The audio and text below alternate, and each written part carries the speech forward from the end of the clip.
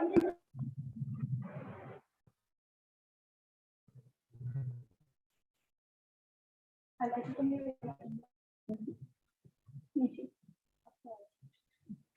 नहीं आ रहा ना sir.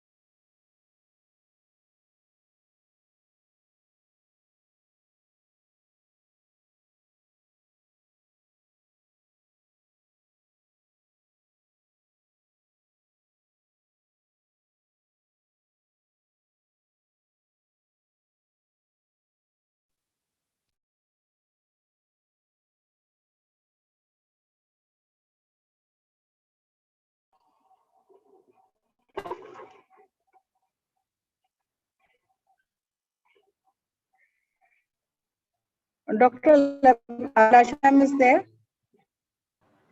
Yeah, hi, good afternoon, ma'am. Good noon. And Viral Parmar sir is there. Yeah, I think I'll just check. Viral, are you there? Yes, ma'am. I'm here. Just give me a second. Okay. Manoj Meena sir. Manoj Meena sir, are you here?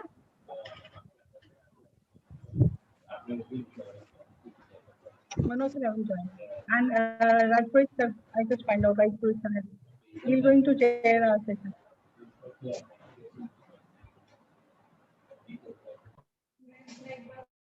We'll start within 5 to 10 minutes. Okay, ma'am.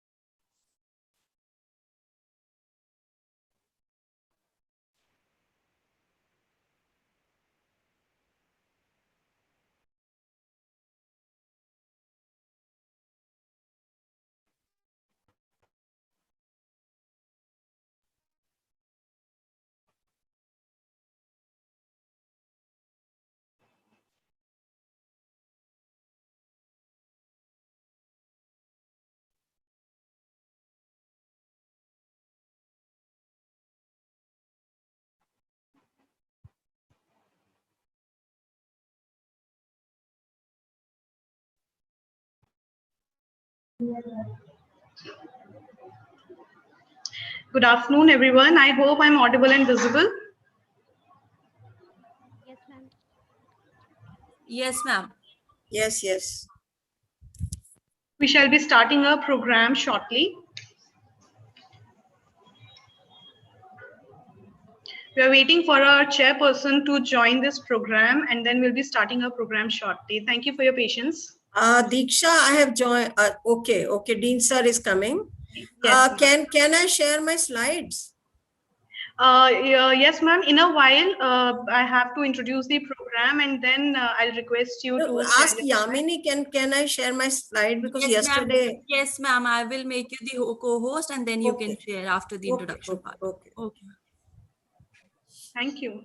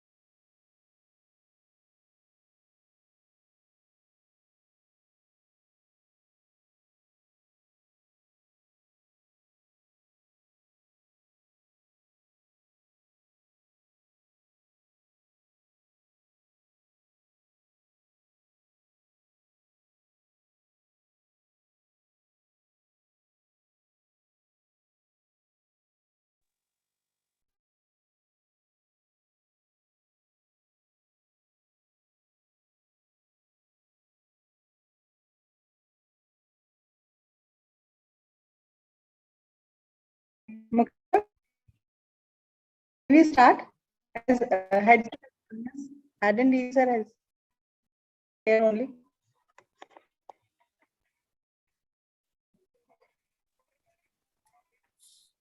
Ma'am, we can start. हाँ, आ गए क्या sir? हाँ sir आ गए, DS राजपुरोहित sir आ गए, head team sir, और ma'am panelist भी हम, तो स्टार्ट कर सकते हैं. दीक्षा ma'am, you can start.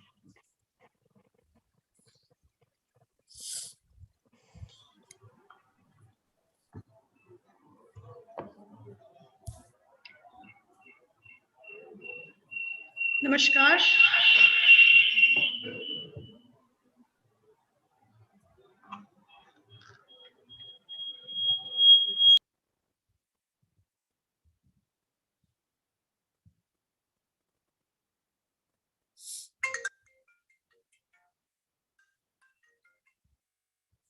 Hello.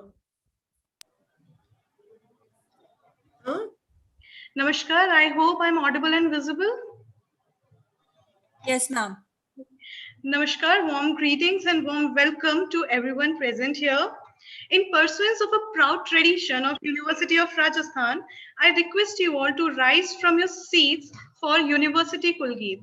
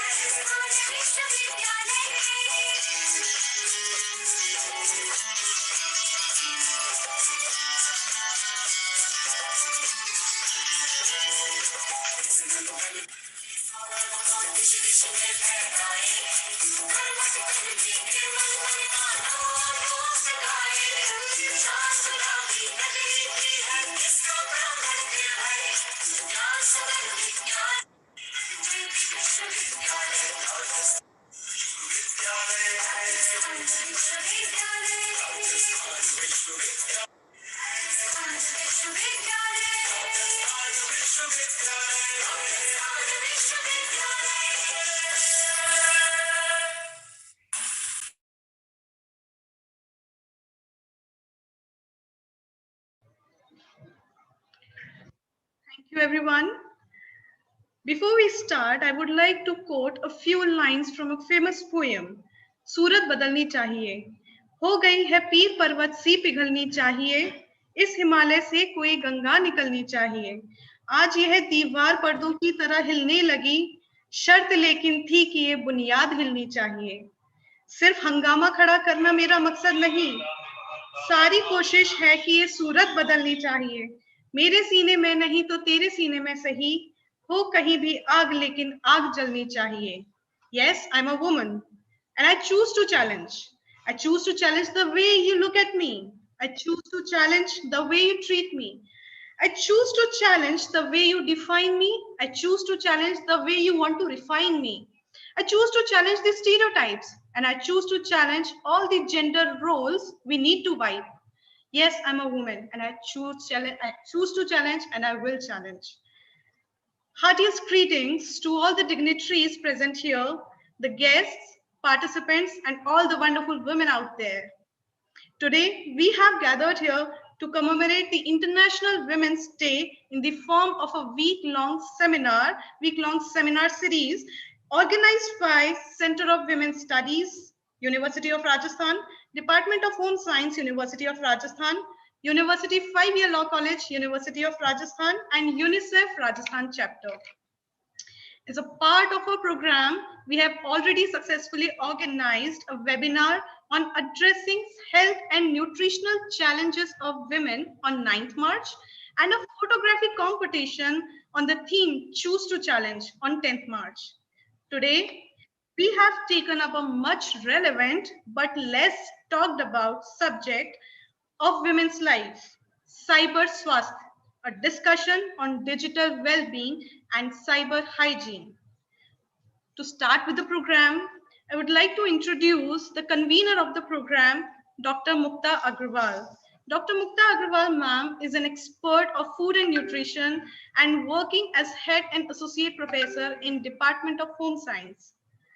Ma'am is director, Women's Study Center, University of Rajasthan, and having an experience of 33 years of teaching and research. Also a coordinator, State Center of Excellence for Nutrition. And personally, as far as I know, a person who would always go to whatever endeavor it takes to take up the women's rights, to take up the matters, the issues, the aspects related to women, not just in Rajasthan University, but in the state of Rajasthan itself. Ma'am, thank you for taking an initiative to take such a program at this level, and I invite you for presenting your ideas and for welcoming the guests for the program. Please, ma'am, over to you, Dr. Mukta Agrawal, ma'am.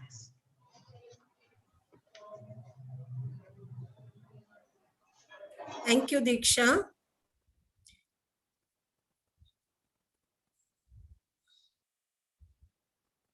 Let me share my screen. Yamini, permit me to share my screen. Yes, ma'am, I did that. Okay. Just a minute.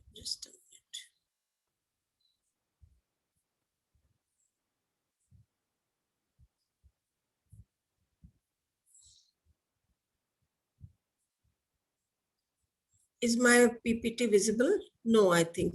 Yes, ma'am, it is visible. It is visible, Center for Women's Studies? Yes, ma'am. Okay.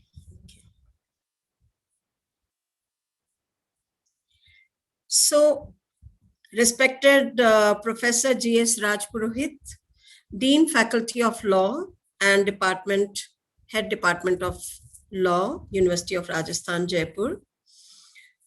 Speakers of today's webinar, Mr. Viral Parmar, Founder and CEO, ComExpo Cyber Security Foundation, Dr. Abhilasha Vyas, Program Coordinator, CSE, GSFC University, Vadodara, Mr. Manoj Meena, Assistant Professor, Department of Law, University of Rajasthan, Jaipur, Dr. Sanjula Thanvi, co-convener of today's webinar and Director, 5-year Law College, the program moderator, Mrs. Diksha Parmar, and the conveners of the webinar series, Dr. Shubha Dubey, Associate Professor, University of Rajasthan, Jaipur, Dr. Kanika Verma, Associate Professor, University of Rajasthan, Jaipur, and Mrs. Aarti from 5-year Law College.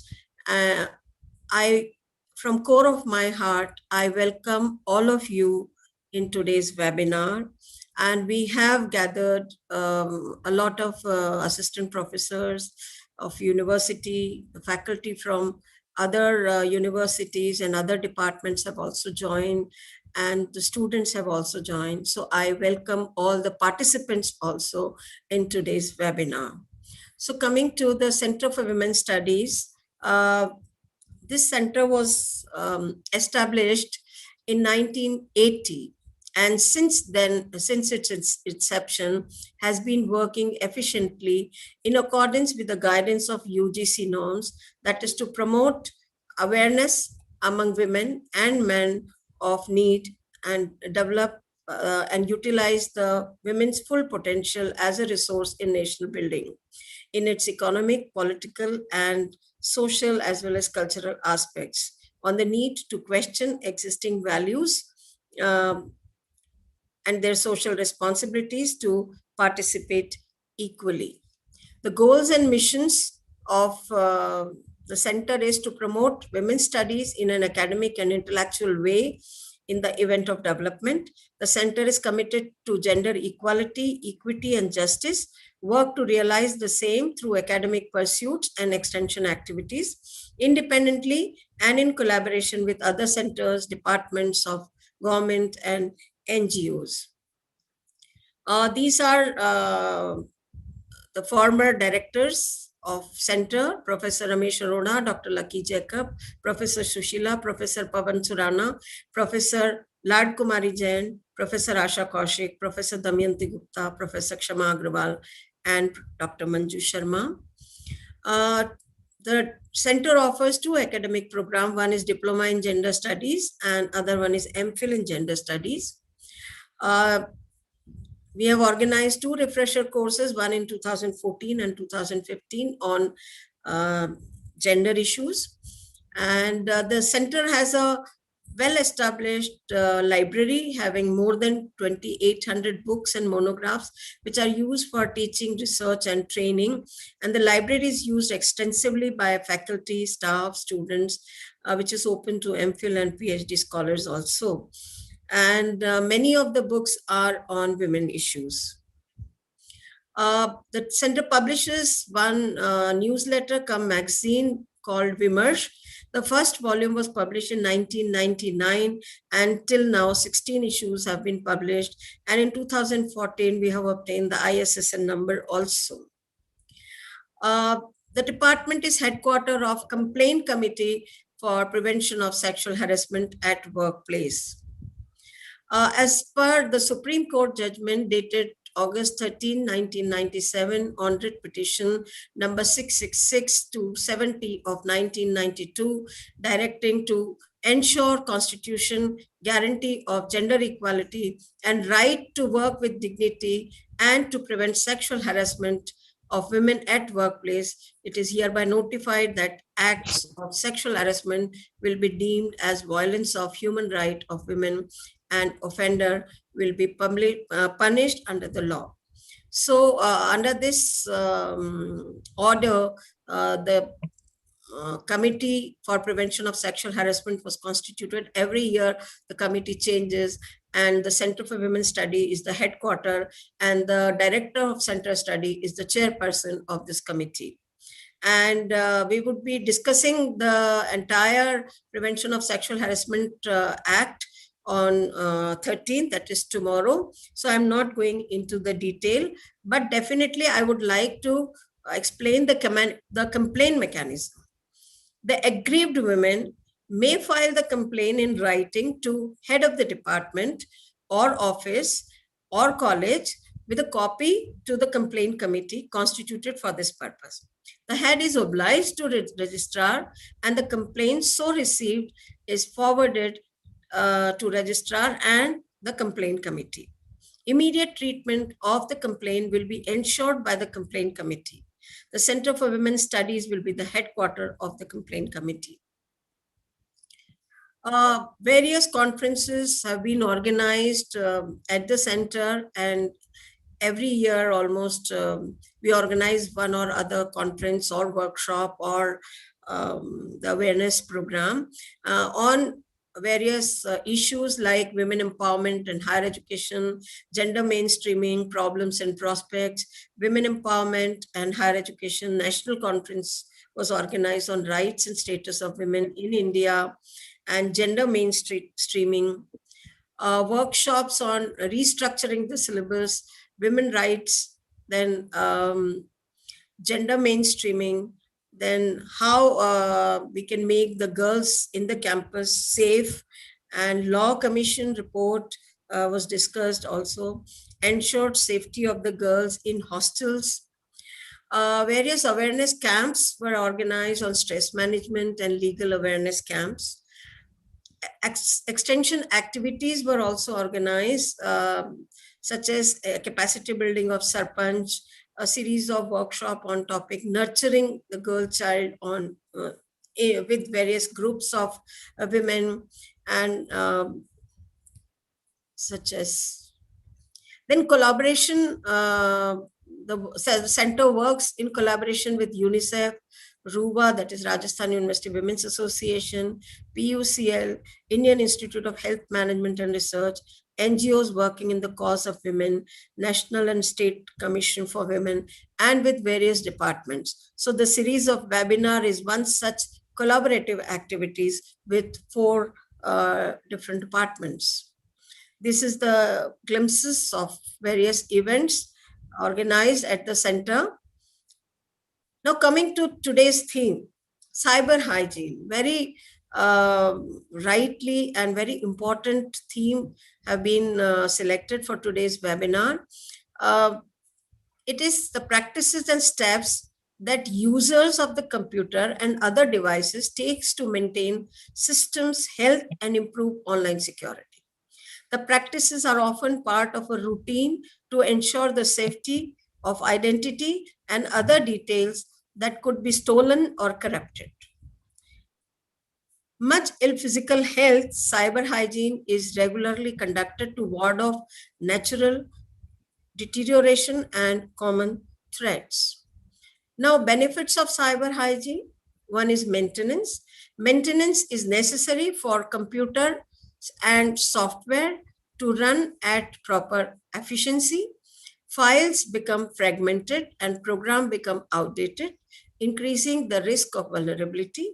A system that is well maintained, less likely to be vulnerable to cybersecurity risk. And security is perhaps the most important reason to incorporate a cyber hygiene routine. Hackers identify thieves, identity thieves, advanced viruses, and intelligent malwares are all part of hostile threat landscape. Predicting threats can be challenging. Preparing and preventing to become feasible with sound cyber hygiene practices. Common cyber hygiene problems we would be discussing it more, but loss of data, misplaced data. Sometimes we make a file and we forget where we have placed it. Security breach, out of date software, older security software, etc. Documents, all hardware, software, and online application and programs. Hardware like computers, connected devices such as printers, fax machines, mobiles, should be taken care of regularly. Software programs should be updated, use on particular network that are installed directly onto the computer should be checked. Applications like Dropbox or Google Drive, applications on phone and tablets and programs should be updated. Analyze the list of equipments and program, and we can, whatever is useful, we can keep those programs, and the programs which are not in use can be removed from the computer, and we can create a common hygiene practice. Like we perform our personal hygiene, we maintain a routine that every day what we have to do, and every week and every month what we have to do. So cyber hygiene is also a practice, and we have to follow the routine practice. Like password change, like software update, hardware updates, manage new installs, limit users, backup data. We should keep all the data backup. That is, I have learned today only. And otherwise, we may lose the data. So employ a cybersecurity framework. So all these should be regularly practiced as a policy, as a habit, to be more organized on our computer and with our softwares. So I once again welcome you all, and I'm sure that we would have a good scientific exchange on the topic cyber swasthya a discussion on digital well-being and cyber hygiene. Thank you for patience hearing.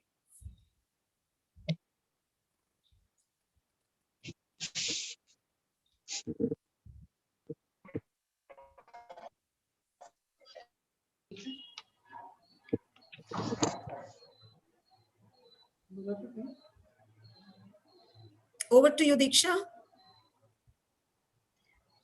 Thank you, Dr. Mukta Agarwal, ma'am. Thank you for a deep insight into our program.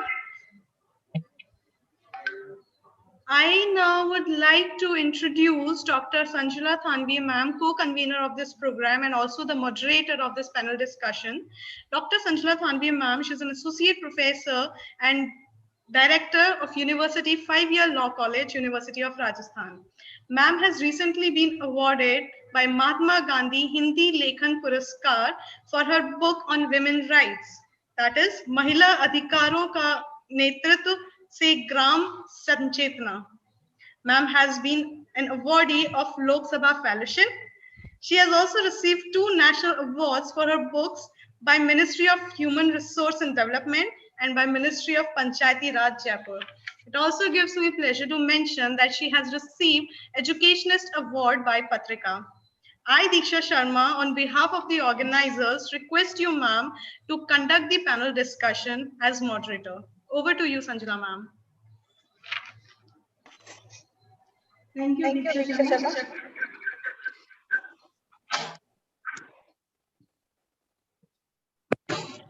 First of all, I start my session by remembering Guru. Guru Ra Brahma, Guru Ra Vishnu, Guru Ra Devo Maheshwaraya, Guru Sakshat Param Brahma, Tasmai Shri Gurve Namah. Good noon and welcome to all the dignitaries present here in this discussion. First of all, I would like to welcome Dr. G.S. Rajpurohit. He is the chairperson of this session.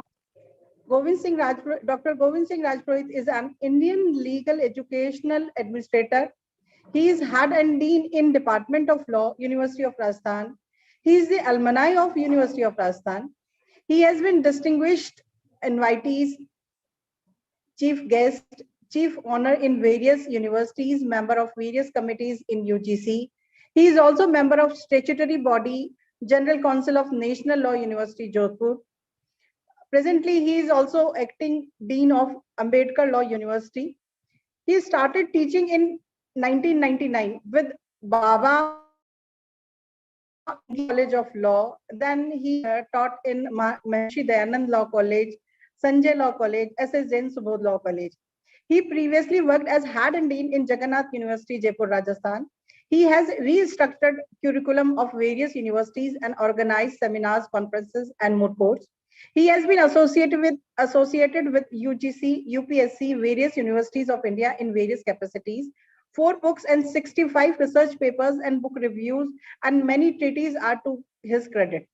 He is on the board of editors of many national and international journals of repute and active member of various international professional bodies. Thank you, sir, for accepting our invitation and chair this session. Now I would like to introduce our first panelist of this session, Dr. Abhilasha Vyas. Dr. Abhilasha Vyas is working as Program Coordinator, CSE, School of Technology, GSFC, University, Baroda. She is member of Executive Council, Women in Big Data Indian Chapter. She is also associated with Data Security Council of Indian Ahmedabad Chapter. She is also working as Head Cyber Cell, Suraj Sansthan, Jaipur. Her research area is cyber security and detection of DDoS attacks. Dr. Abhilasha is AWS Cloud Solution Architect Certified Trainer. She is IBM Middleware Certified and also accredited IBM Trainer for Cloud Computing and Security. 19 years of extensive experience from academia and industry, helping in the designing of successful training programs with a track record of delivering positive results. Thank you, Abhilasha ma'am, for accepting our invitations.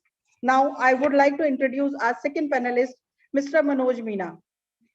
Manoj Meena is presently working as assistant professor in Department of Law, University of Rajasthan, Jaipur. He is also a member of Rajasthan High Court Legal Awareness Committee. His interest of area are cyber laws and IPR. He has been invited as resource persons to various government institutions and organizations like Central Detective Training Institution, Rajasthan Police Academy, Jaipur. He has also completed law from National Law University, Jodhpur, and an LLM from Faculty of Law, University of Rajasthan. Thank you, Manoj Meena sir, for accepting our invitation. Now I would like to introduce our third panelist, Mr. Viral Parmar. He's a cyber security researcher. Viral Parmar is a serial entrepreneur who runs Comp Expo Cyber Security Foundation, a non-profit organization in India. He is a developer advocate, productivity hacker, open resource strategist, technology evangelist, community listening, international tech speaker. He is a cybersecurity researcher by profession and open resource enthusiastic working in the field of information security from last 5 years with the expertise in cybercrime investigation, cyber infrastructure, social engineering, web app penetration testing, digital for data protection, and privacy policies. He found several vulnerabilities in 200 plus well-known websites like Intel, GTPL, BCCI, Color TV, Encyclopedia, etc. And more. And he has also solved more than 300 cases of cybercrime and online fraud. He became well-known because of his research on cyber disorder and who is spying on you. I would like to welcome Mr. Viral Parmar also for accepting our invitation.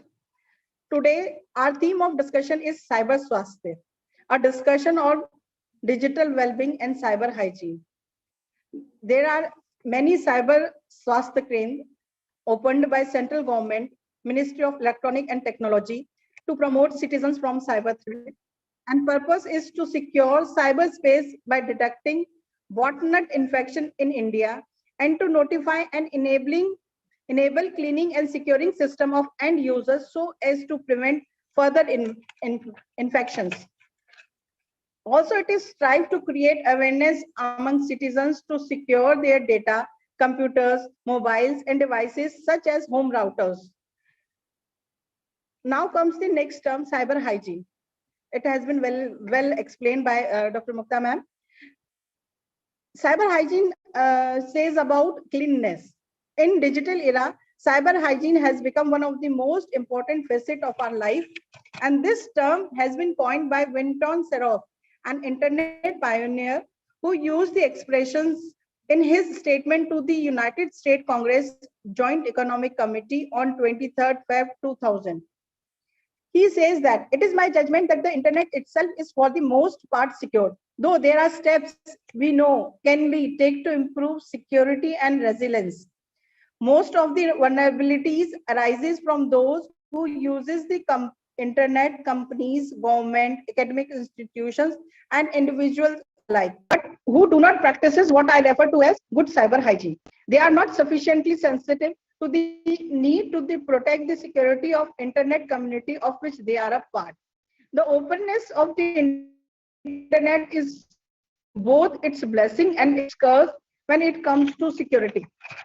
The cyber hygiene related best practices for computers, network, system administrator includes, but are not limited to ensuring that routers and firewalls are installed and properly configured, updated both whitelist and blacklist, ensuring that all antivirus, spams, and anti-malware protection software is properly installed and configured, updated all operating systems, applications, softwares, web browsers, and firmware with at least security patches, enforcing strong password rules, etc.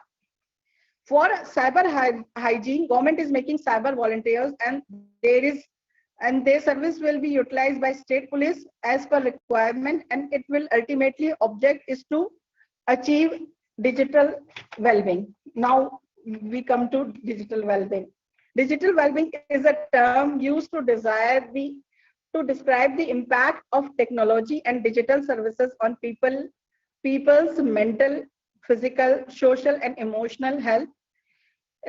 We can say that it is an activity on your digital devices. How often you use your phones and how frequently you use different apps. You can set their limits with daily app times and unplug at night with features like bedtime mode.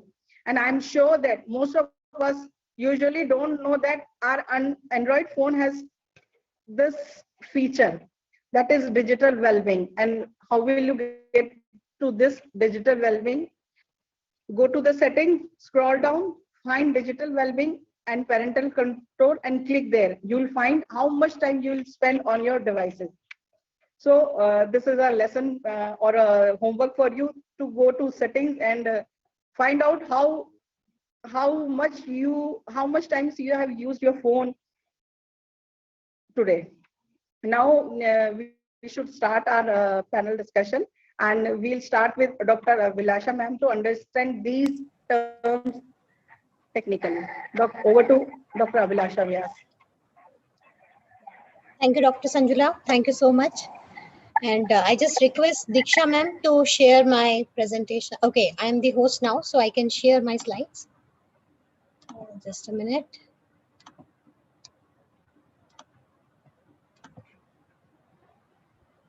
I hope that my slide is visible to everyone. Yes, ma'am. Yeah. So before starting my session, I would like to thank Dr. Sanjula for giving this opportunity, and I congratulate the organizers for taking this topic, which is need of today's era. Everybody should understand the requirement of cyber hygiene and digital well-being, what these terms are. As like Dr. Mukta Agrawal in her presentation has already shared that what cyber hygiene is, and also we got few points from Dr. Sanjula's presentation also. So I would like to give a brief about what kind of applications are there and how we can make ourselves safe, and what is the requirement of using the hygiene practices in the cyber world, and what is the requirement of digital well-being. So I'll be starting my presentation. The first, I'm going to take the well-being topic, that what well-being is, how we can understand about the term of the well-being. There are a number of dimensions which are there. Like if you see, we have a physical, spiritual, intellectual, emotional, social, occupational. So each and every dimension is having certain aspects. Like if you talk about a physical well-being, it means there is no disease, you are healthy, you are physically fit. Spiritual, you are doing the physical or spiritual activities, your mind is in peace, you are doing the activities with peaceful mind. Intellectual, you are doing certain things for making intellectual, you are reading books, you are gaining the knowledge, you are doing such activities through which you are engaging yourself. Social, you are connected with the people, whatever things you have, you are sharing with those people, you are sharing with the right people, you are having a good connection of the people, you have a strong circle. Occupational, you have a good job, you're working fine, your salary is also good. So all these things comes under the well-being. Now if you talk about the environmental well-being, where you are living, your place is safe environment. If there is a hot summer, you can have the AC switched on, like all those features you have, that comes under the well-being. And the important is emotional and mental well-being, which you have, that you are emotionally strong and you are ready to take up the challenges which are coming. So this is all about the physical well-being in which we talk about. Now the era is coming when we have seen in the last 1 year the complete shift from on-prem to the systems. So we know that there is a desired need of working towards the digital well-being also, because now this is the era where we are interacting with the people. The social connection is not now the physical connection, we are now connected with the digital devices, and based on those connections we are making our relationships, we are maintaining those things. Even we are working from home, we are managing our occupation also from home. So why not to work on the digital well-being? Is Are we doing hard to get the digital well-being? I don't know that how many of us are understanding this meaning, but right now the people are working on getting the ICT proficiency. They are working to get the information and data, media literacy. They are working to have creation of the lot of digital material from morning to evening. They are working on creating their content, sending it to friends for getting so many likes. They are working day and night to make their contents live and available to the public so that they can earn money also and they can get fame also. They are using digital communication. They are using digital communication medias for collaborate, for discussions, like we are also using this. Everywhere, if we are seeing, we are using certain kind of digital learning and development platforms also. All these things are giving us the proficiency in the ICT field, and all these things are necessary in today's era. If we talk about, we cannot think of order some by buying something. If we want to have something to eat, we certainly, our kid can also say that okay, we'll take it from Zomato. If you want to buy something, we can simply say that take it from Amazon. So we have certain devices, certain tools which we are using day to day life, and they are part of our lives. So how to know that are we slave of technology or technology is our slave? We created technology so that we can make our life easy. Now it is very important to understand that are we slave of technology? Can we live without technology? Can we live without our laptop a day? Can we live without a mobile for half an hour? I know it's very difficult to think of that also, that if we want to book a cab, we need a phone. Ola, Uber, we can book and then that cab it at the doorstep.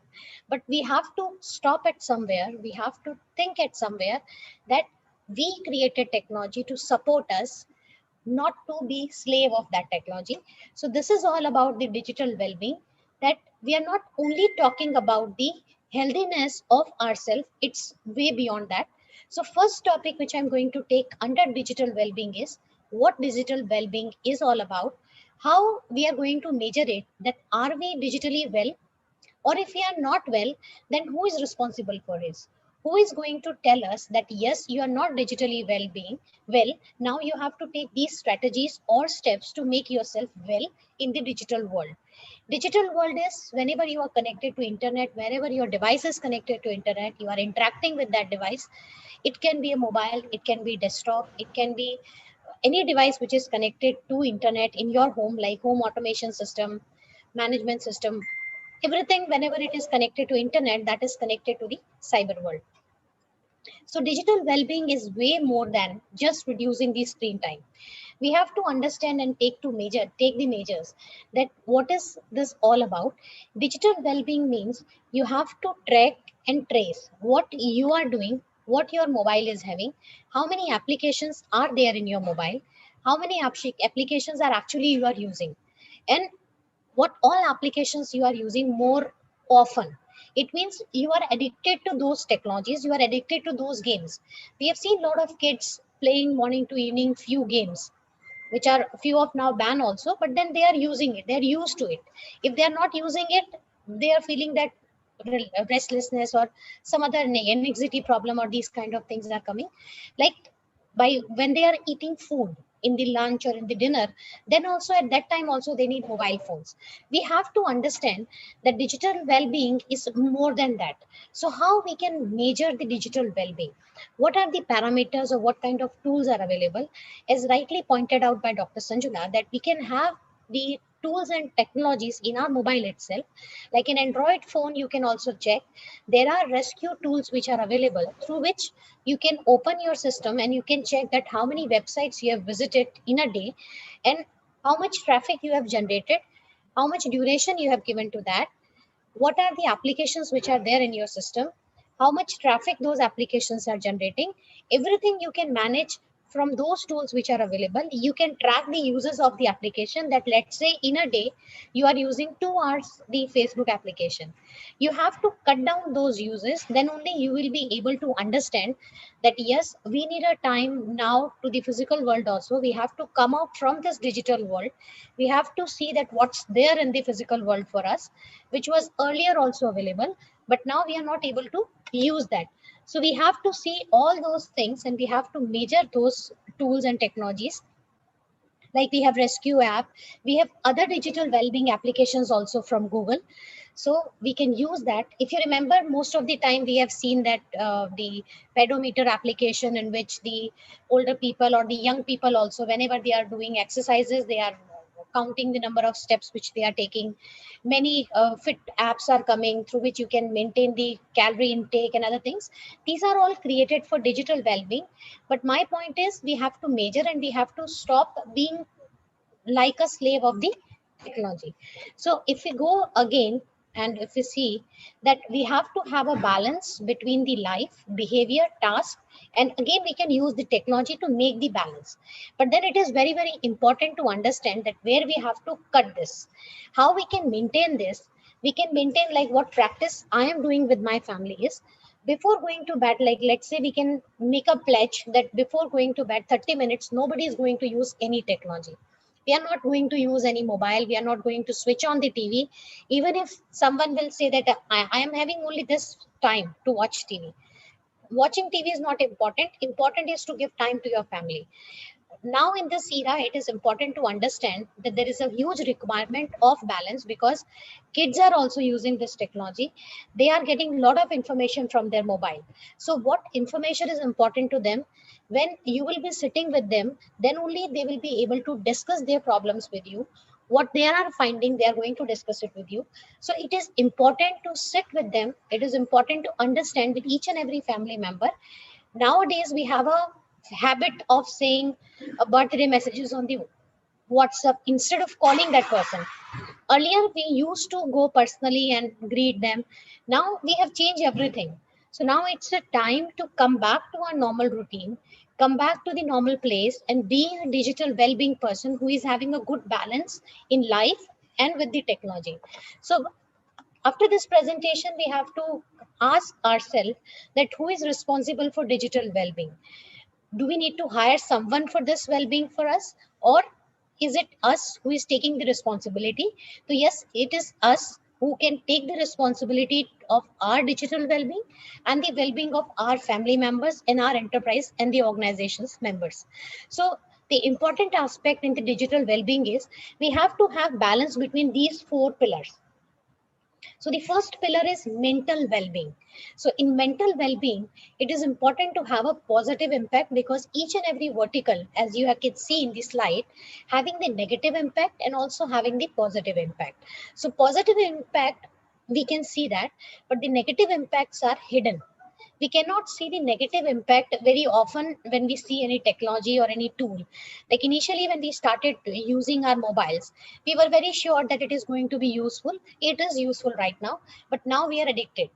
We cannot live without our mobiles. So mental well-being, like the finding sources of support and help, also connecting with others experiencing same issues, we can take the help from them and we can get the mental well-being also in that. Negative impact is emphasizing one's differences. You are having that area, you are having the negative impact and you are doing in that only. So we have to have the balance in that. Emotional well-being also, like creating a sense of belongingness, helping people to reach to their potential. Like when you are connected in this world, you get a chance to talk to a lot of people. We have a lot of technology platforms where we can go, where we can talk to the people, but then we have to have a tendency to help the peoples, to help and to provide the learning opportunities to them, and also the opportunities for creativity also, that you can have something which you can create, which you have in yourself. And the negative is again you are addicted to the things. Whenever you need a emotional well-being, you are switching on your YouTube channel, you are watching that, again you are connected to that device. So you have to have a proper demarcation that what you are doing, and then again you have to take care that you are not compromising the security aspects of that also. Social well-being is again that you are not sitting alone with your mobile, you are not interacting with anybody, and you are just sending the messages and you are sitting alone. So isolation is not the result. You have to have the prevention of the isolation. Also you have to start connecting with the people again. As in the COVID area, we all can understand that because of the technology only, it was easy for us to be connected with the people. It was because of the technology only we got the news.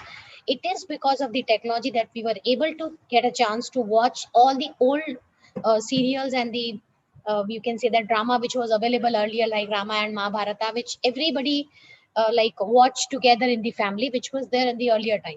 So technology is very important thing, but the negative aspect is when you are connected in the social world, in the digital world, there are a lot of things which can harm you also.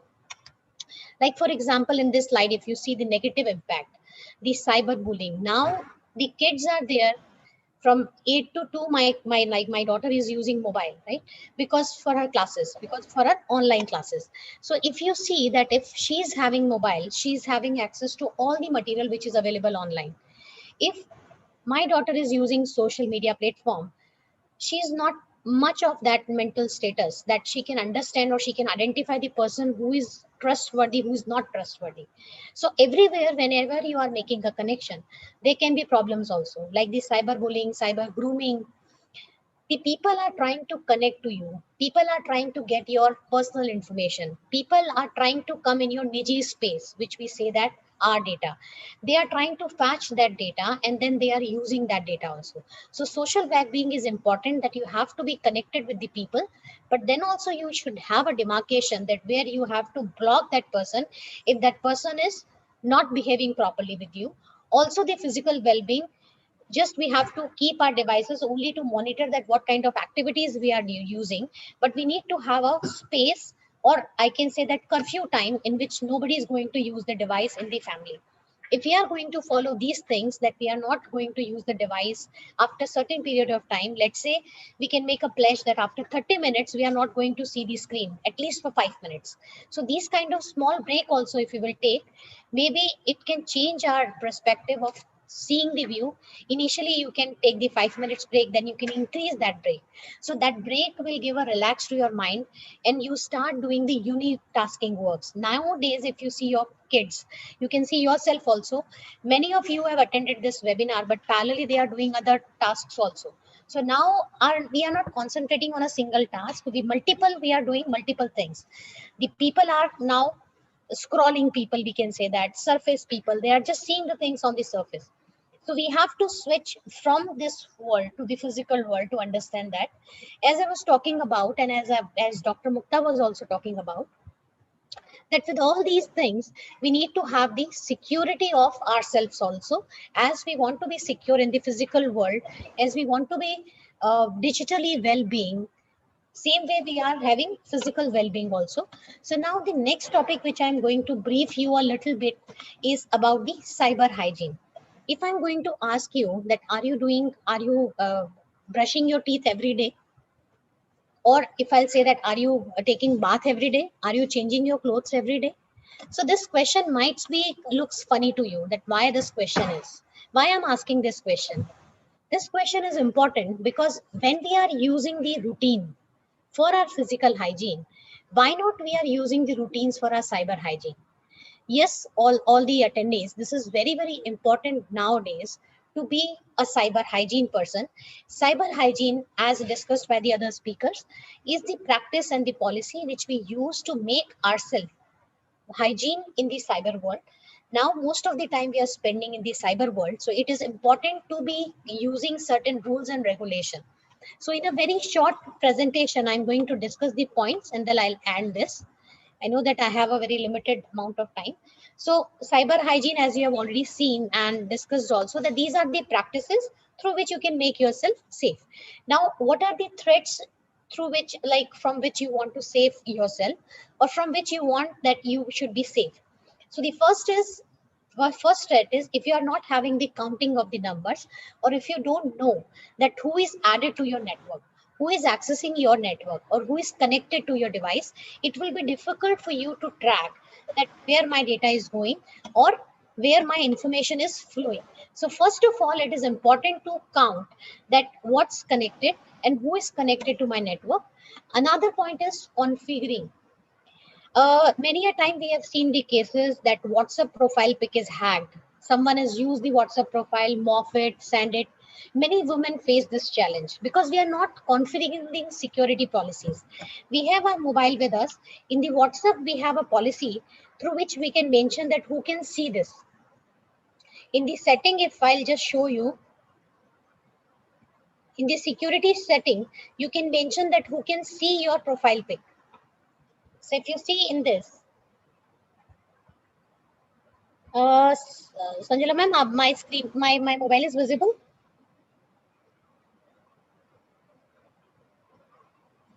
Yeah. Not visible.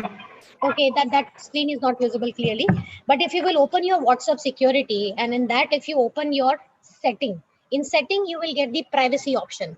In that privacy option, you can mention that who can see your profile pic, your contacts, anybody or nobody.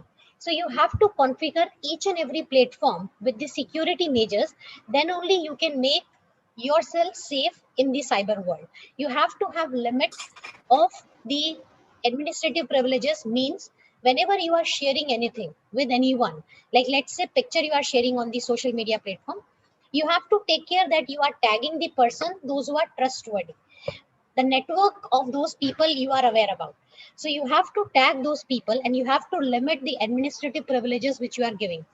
The configuration part, as I was talking about, if you are using Insta, if you are using Facebook, everywhere you can limit the control, everywhere you can have access policies to control that who can access what information which is available on your account. Our account in the cyberspace is just like our house. The way we are having a lock and key to our house to keep it safe from the criminal, the same way we need to have some lock and key policy for our accounts in the cyberspace also. Whenever there is a loophole, whenever there is a leakage, criminals will come and take the data which is there in your account.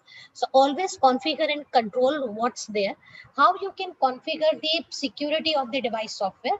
For that, you have to patch regularly the updates which are there. The applications which we are using, if I ask you, then when you have last patch your mobile, when you have last installed the notification which you have received from your phone, you always keep it pending that, okay, I'll do that tomorrow. It's not important. It's not important. But most of the cases we have seen that the attacks which are happened on the large scale, the attacker is gaining access to the devices and the system through these vulnerabilities only. Vulnerabilities means you have some kind of weakness through which attacker is getting the access to your system. So if you are doing the patches, your system is going to be safe and secure, and then you will be free from the access of the criminal up to certain extent. And then you have to repeat all these practices which we have discussed, that who is connecting to your device, are your security devices are appropriate, are you patching your system, do you have antivirus installed in your system. All these practices are very, very important to understand, because as we are training ourselves, same way criminals are also training themselves. They are also finding the advanced ways to get access into our system and into our accounts. So it is very important to have a routine practice of security. So in the enterprises, like in the university, you are in the University of Rajasthan, I'm in GSFC University.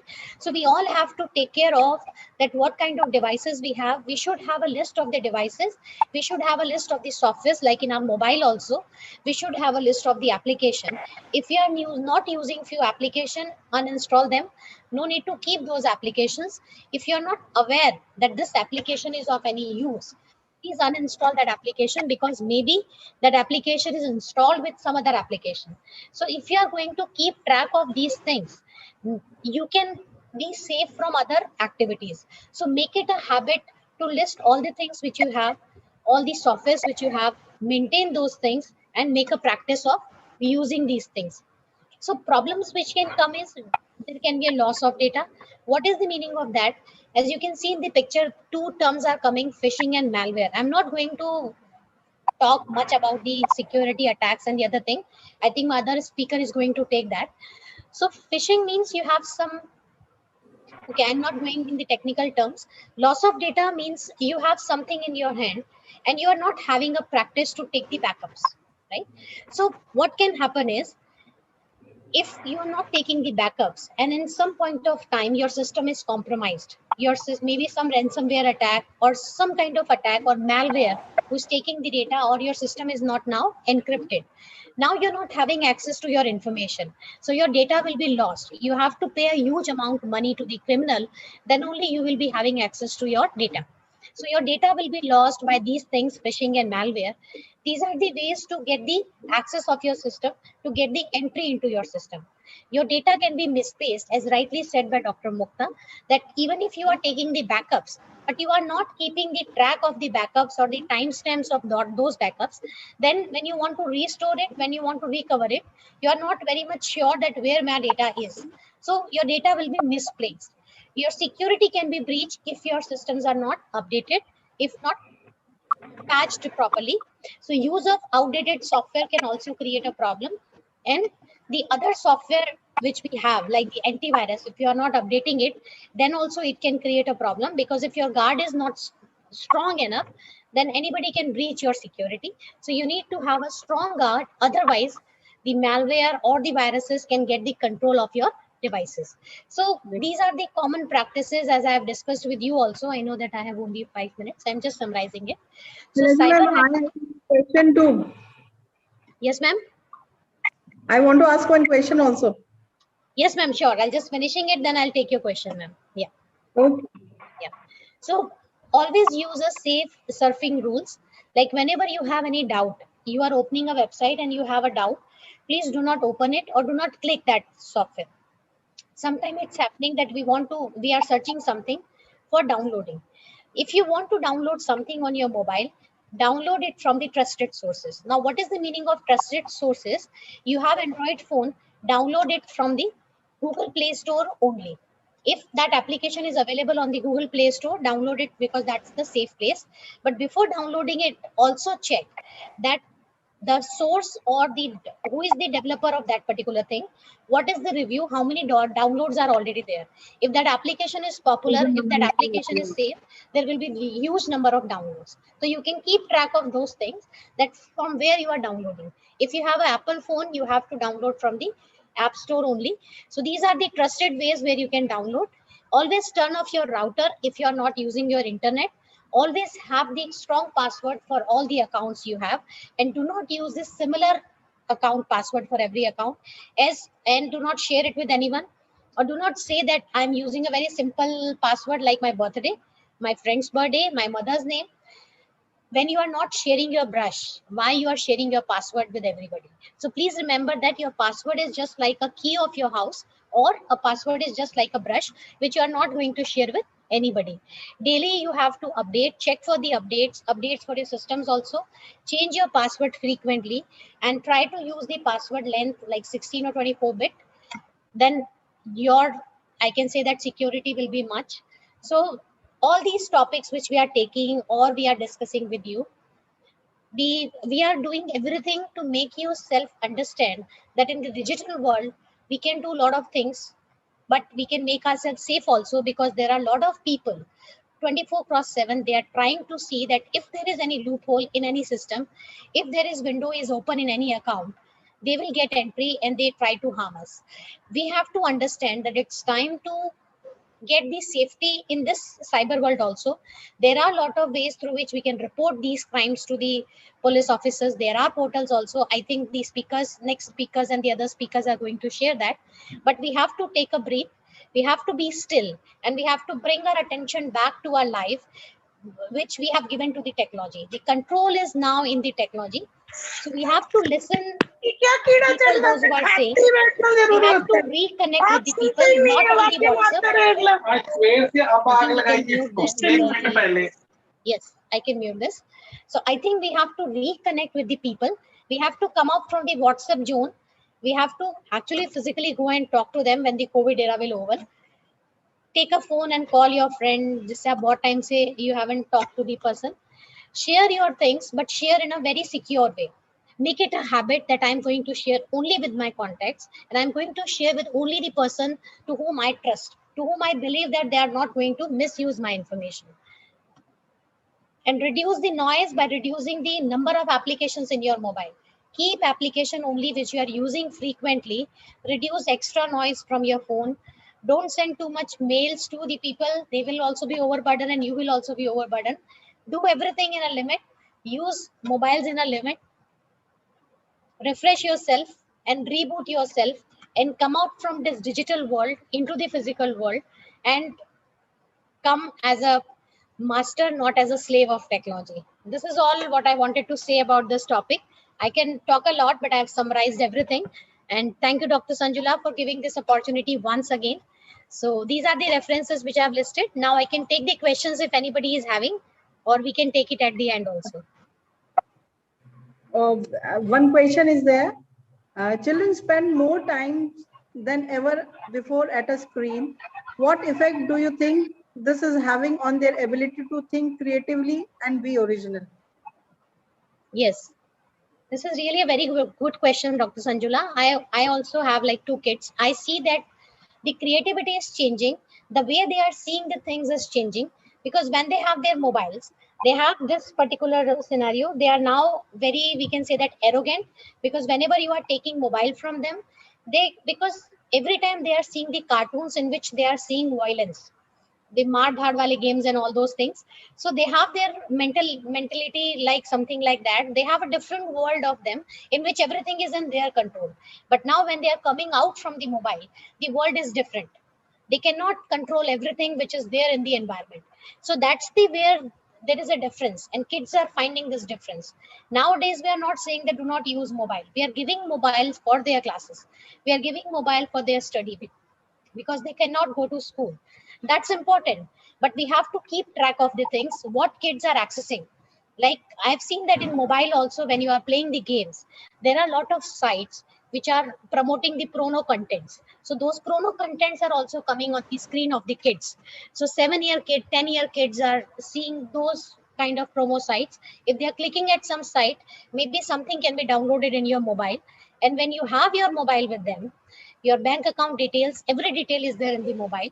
So kids, negative impacts it on kid also, plus negative impact and on the family also. So I think excessive use of mobile and excessive use of mobile without any control is very harmful for the kids. They are not going for playing.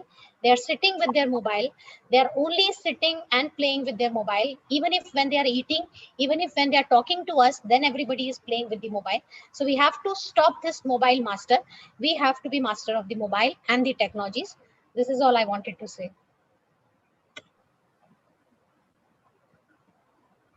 Thank you, Dr. Abhilasha. It is well said by Dr. Abhilasha Vyas that as technology becomes more and more integral to everything we do, it can sometimes distract us from the things that matter most to us. We believe technology should improve life, not distract from it. We are committed to give everything the tools they need to develop their own sense of digital well-being, so that life, not the technology in it, stays front and center. So we have to lock and key our cyber world every day. Yes, Thank you, yes. Dr. Abhilasha. Yeah. Thank you so much, Dr. Sanjula. Thank you so much. Now we are inviting our second panelist, Mr. Manoj Meena, sir. His topic is cybercrime against women and legal framework in India. The man of the internet, cybercrime refers to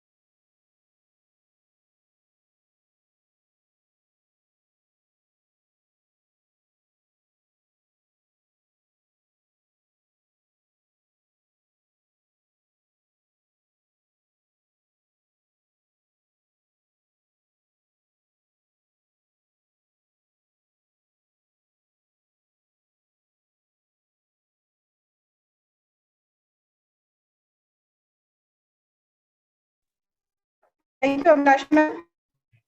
And it has been said by Abhilasha ma'am that as technology becomes more and more integral to everything we done, it can sometimes distract us from the things that matter most to us. We believe technology should improve life, not distract from it. We are committed to give everything that they need to develop their own sense of digital well-being, so that life, not the technology in it, stays front and center. So we have lock and key our cyber world every day. Now I would like to invite our second panelist, Mr. Manoj Meena. His topic is cybercrime against women and legal framework in India. I would like to ask Manoj sir that what are the various kinds of cyber crimes and threats faced by women in cyberspace And also tell us the legal remedies available for such victims. Over to Manoj sir. Am I audible to everyone? Manoj sir. Yes sir. Okay. A very good evening to all. And thank you, Sanjula ma'am, for introduction. And welcome all the participants and the dignitaries. Mukta ma'am, who is the organizer of this event, and the fellow panelist, Dr. Abhilasha, who has just finished her wonderful presentation on cyber hygiene, covering all the most important aspects beautifully. Dr. G.S. Rajpurohit sir, chairperson of this webinar. So basically, first thing that I don't have any PPT, so you won't be straining your eyes looking at the PPT. It will be a kind of interaction I'll be having. We'll be not going technically because going too much technical into the legal aspects and technical terms, the audience loses interest most. So we'll be taking certain examples and certain information so that we can relate to what kind of problems we are facing in the cyber world. And also we can find out solutions that how we can deal with once something has happened, which can be classified as a cyber crime under the law, how we can tackle that, how we can report it, what are the remedies available in our law. So in the last 1 year, we have been exposed to this cyber world hugely, including the females in the home, the students, including the school children. They were being forced to attend the classes online, and also most of the people who are working, they were forced to work from home using the internet. So internet has become a very integral part of our lives. Without internet nowadays, it is not possible to even survive. Even for some people, it is not even possible to even get interest in anything. Like it has become more important than taking the breath. So that is so important. So if you look at the graph or some data, I would like to know from you people that what do you think is the size of the internet users in India? What can be the size of the internet users in India? Any response from the participants?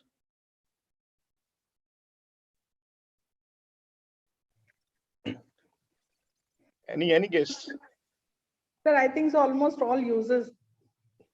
So in few years, it will be the condition that all the population will be part of cyberspace. But currently, if you see the data, it is more than 40% of the Indian population are actually connected to the internet. And out of these 40%, around half 50% are male and half of the female population is there.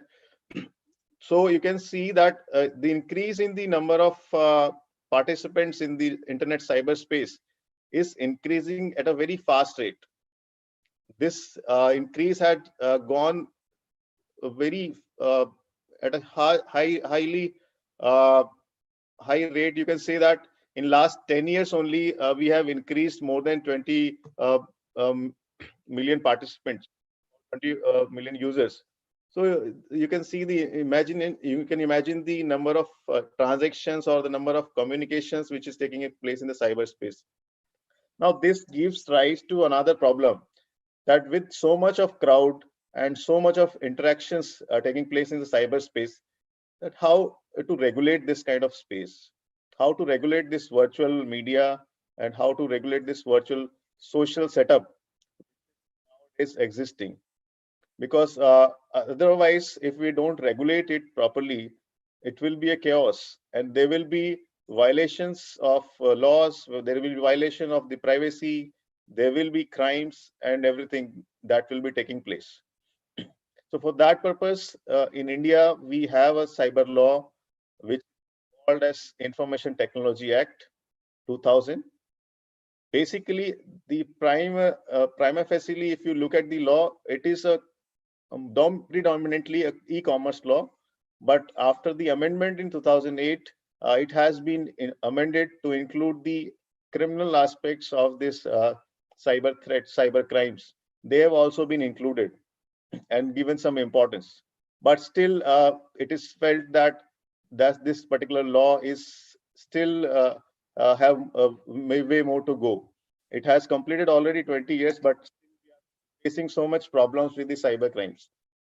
Now, another law which deals with uh, crimes in India is the general law, substantive law, that is Indian Penal Code 1860, which covers almost all the crimes which are existing in society broadly, but it does not cover most of the cyber crimes. Cyber crimes, if we say that in order to define cyber crime, that what is exactly cyber crime, we don't have any definition in our law. None of the law defines what is cyber crime. So the first problem arises that when we don't have a definition for a particular crime, then how we can punish somebody for that? Because in criminal law, the basic principle suggests that unless you have a law for that particular crime, there cannot be any punishment. Nobody can be punished for that. So firstly, we have to include these terms within the law in the some or other form. So a cyber crime is not defined in law, but we can have a general definition, as Sanjula ma'am also discussed the definition. Generally speaking, the cyber crime refers to all those crimes which are taking place in the virtual world, in the cyberspace, in the internet, by use of either computer resource, or when it is targeted to a computer resource, or when the computer resource is incidental to certain crime. Then all these categories of crimes are covered in the broader domain of cybercrime.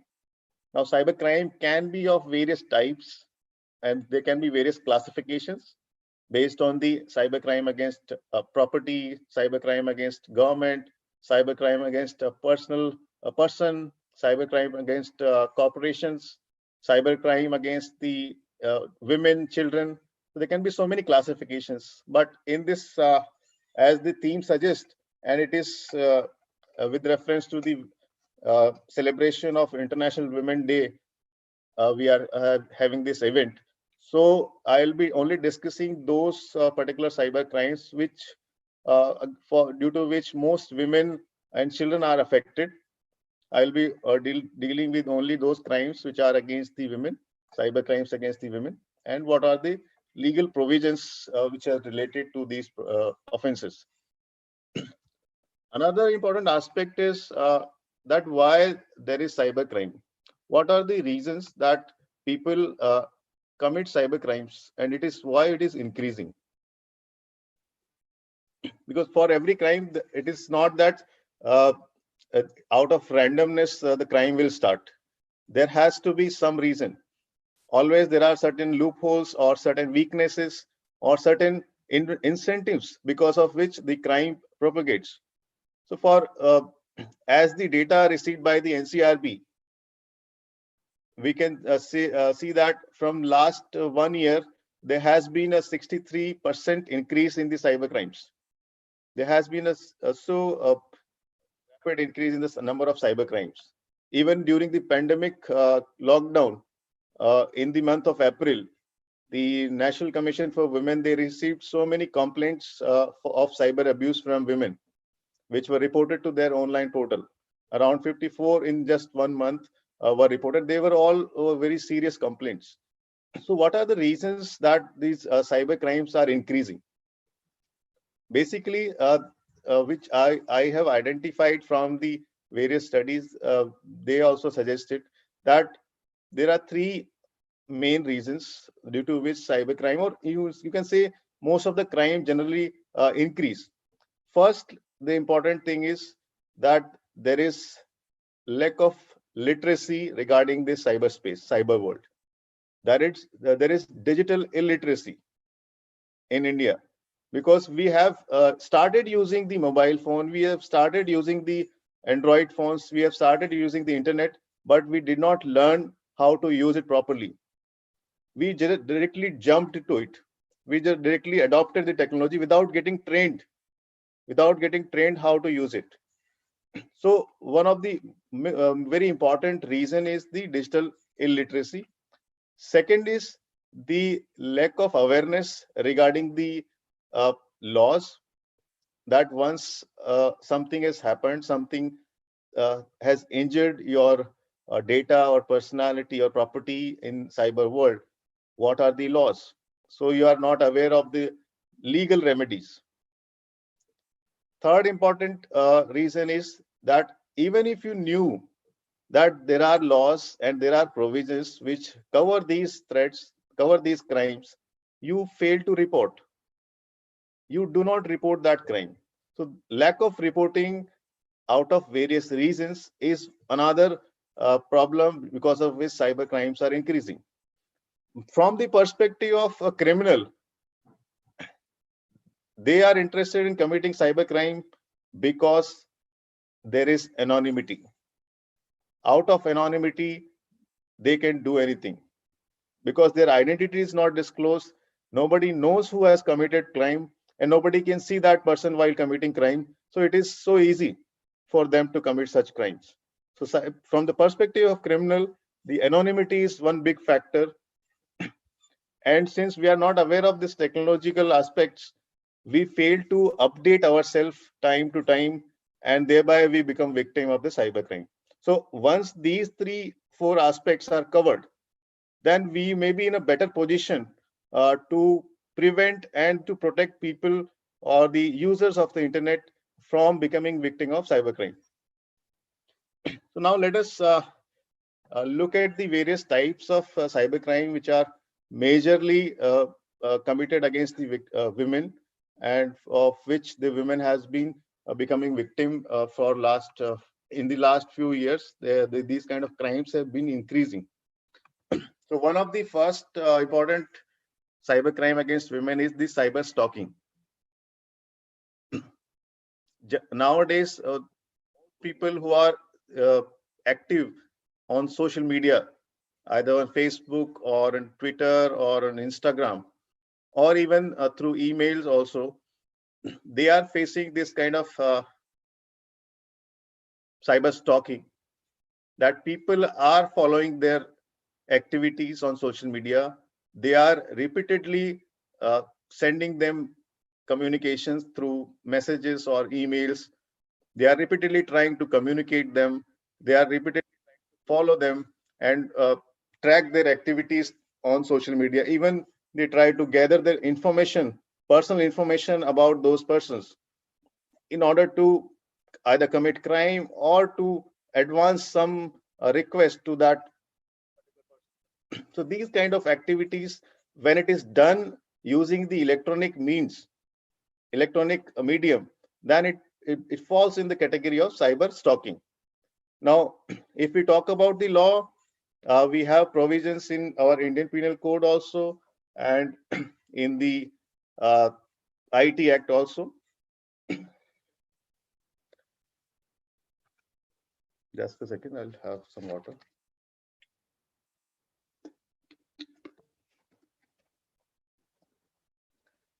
Section 340-54D of IPC, it mainly deals with the offense of cyber stalking and provides punishment of 3 years imprisonment and fine for any person who commits such an offense.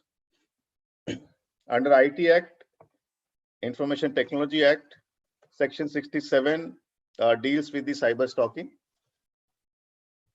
and the punishment which is provided for stalking in IT Act is a higher punishment. It is 5 years imprisonment and fine up to 10 lakh rupees. So if any person is engaged or indulged in such an activity where he is following a who is a, now cyber stalking can be it is a general neutral offense, so anybody can be a victim of this kind of offense. But with the cases, number of cases which are reported, it is majority of the victims are women. They are female participants. So mostly it is propagated against the women. So they are the victims. Next offense against the women, cybercrime against women, is the voyeurism, which was not there earlier defined in any law, but now it has been included in IPC. It has been included in the section 354, and also in IT Act, it is covered under the section 66E, which talks about the violation of privacy. So whenever a person captures or records or publishes any photographs or video of any person while that person is engaged in any private act, then that person will be liable for the punishment of voyeurism, which is 3 to 7 years of imprisonment. And under IT Act, if that person intentionally or knowingly captures, publishes or transmits images of the private parts of any person without his consent, his or her consent, then it is an offense, that is violation of privacy, which covers the voyeurism also. For that particular offense, there is 3 years of imprisonment and fine up to 2 lakhs or both. So this is also another offense which is propagated against women. You might have seen that people have become victim of this offense when they visit various shopping malls and they want to try out clothes which they like. And in the trial room, it has been seen that the spy cameras are fitted, and they'll capture the person who is trying the clothes when they are taking off their clothes. So their nude photographs are collected, and then these photographs are circulated to various pornographic websites also, and these are commercially sold also without the consent of that person. So these kind of crimes are very nowadays increasing. Even in public toilets also, these kind of spy cameras are placed. So whenever we are visiting any such place where we might suspect that we'll be exposing ourselves to the we'll be exposing ourselves in such a manner that our private parts can be exposed, or we can be in such a condition, then we have to make sure that such place is a safe place. We have to ensure that there is no such cameras or installed. Even in some hotels also, it has been found that such cameras were installed, and the private activities of the married couples and other couples were recorded, and they were circulated on the social media or even in the pornographic website for sale. So these kind of offenses are there, which we can, by just keeping a simple vigilance, we can prevent ourselves from becoming victim of these kind of crimes. So we must be aware and alert always whenever we are exercising the such kind of places. Another offense which is propagated against the women in social media or on the internet is the cyberbullying, which nowadays most of the even celebrities are becoming the victims of this offense, cyberbullying. Even they are not spared off by the various persons who want to insult or to disrepute those persons because of some ideological imbalance or some criminal intentions. They want to defame that person. So these kind of this is also very much among the youth, that the people who are in the age group of below 18 years and who are school going children or the college students, they are engaging in this kind of activity, that they are cyber bullying their colleagues and classmates because of various ideological differences. For example, somebody might be of a certain faith, and the other person who is not liking that people from that faith, they will obviously try to demean and disrespect those people on social media.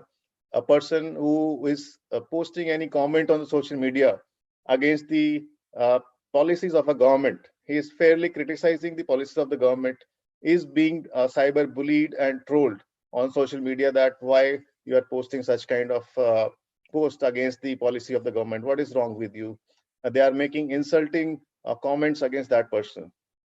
So these kind of acts are nowadays done by the various people. Now, while committing or posting such posts regarding the insult and disrepute and the act of cyberbullying, the people will use fake avatars or fake profiles, which is again another problem on social media, because most of the accounts on social media are not verified. So people can use, they can create fake avatars, fake images, and fake identities also. Now, there are two things with regards to this. One is creating a fake identity, and another is creating an identity which is not fake, but it is impersonated. That means that identity belongs to some other person. It does not belong to you. So creating a fake ID per se is not such an offense, but impersonating another's ID or is an offense which is punishable under IT Act, punishable under the offense of identity theft, where you are stealing the identity of another person, and by either dishonestly or fraudulently, including the passwords, electronic signatures, or such unique identification feature of that person without his consent, and using that information to create fake profiles on social media or fake accounts on social media. So this has been made punishable under the IT Act under Section 66C. There has been provided imprisonment, which can extend up to 3 years, and it will be also liable to fine for up to 1 lakh rupees. So this is an offense which is very much prevalent nowadays, that you can see that whenever there is a person who is successful or who has been popular, the people will start creating profiles under his name. They will start creating fake profiles, which the people will think that they are the original accounts of the celebrity, and they'll person, which in real sense is not a real account, because most of these social media accounts are not verified. Even though the social media websites, they take your information and ask you to provide the correct information, but there is no such regulation that if you do not provide the correct information, it will be considered as an offense. So people will use this lacuna and they will create profiles, fake profiles. Another important thing is when they create fake profiles, their agendas are such that they want to spread fake news also, which even most of us do that unintentionally, unknowingly. When we receive certain forwards in the WhatsApp or in some such platforms, we do not most of the time verify that whether this kind of forward which we have received is true or not, whether it is fake or not.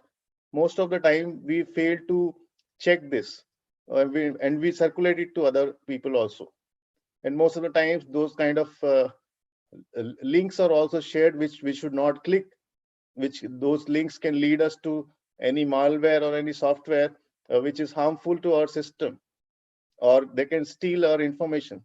But generally, whenever there is certain event or certain activities, for example, latest we can see that during the celebration of International Women's Day on 8th March, there was a circulation of a link from a reputed brand which said that on the occasion of International Women's Day, we are offering free gifts to all the women out there.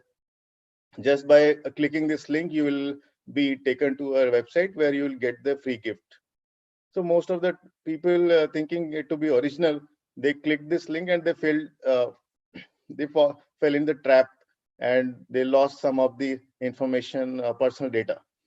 So these kind of activities are very much prevalent on social media. Now, whether how you can prevent this kind of fake news, or how you can check that such news or such circulation is a fake or not. So there are certain websites which are engaging in exposing these kind of fake news. and they are trying to break it, that this kind of news which is in circulation is either fake or not. So you can take help of these websites also, or also you can directly copy and paste that information or circle the forward on the Google, and you can just check. The Google will directly display whether it is a fake or it has already been in circulation and declared as a fake. Some of the websites which are providing this facility to check the fakeness or genuineness of any post are include. I will give you the list. For example, Alt News is one of them. Then there is boomline.in. There is factchecker.in. Then smhoaxslayer.com. These are some of the websites which provide such facility. Also, you can check this facility provided by the Google regarding the image search to see whether such kind of image which is in circulation is a real image or not, whether it is a morphed image or it is a fake image, whatever it is. You can check that using the reverse image search of the Google. Now, this reverse image search is also used by the criminals to get the identity information of any person.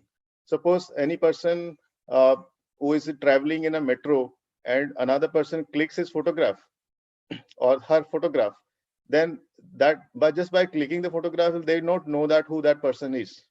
But when we search that photograph using the Google Lens feature or using the reverse image feature, then Google will display the identity of the person if that person has social media accounts which are in public, or if that person has uploaded such his photographs or his photographs on the social media. Then Google will identify through the artificial intelligence and the machine learning that to whom this kind of photographs is similar. So Google will tell us the similar looking faces on the through which you can identify that who is that person and what are the related information regarding that person. So these kind of things are there which the criminals exploit, but these things can also be used to keep us safe also.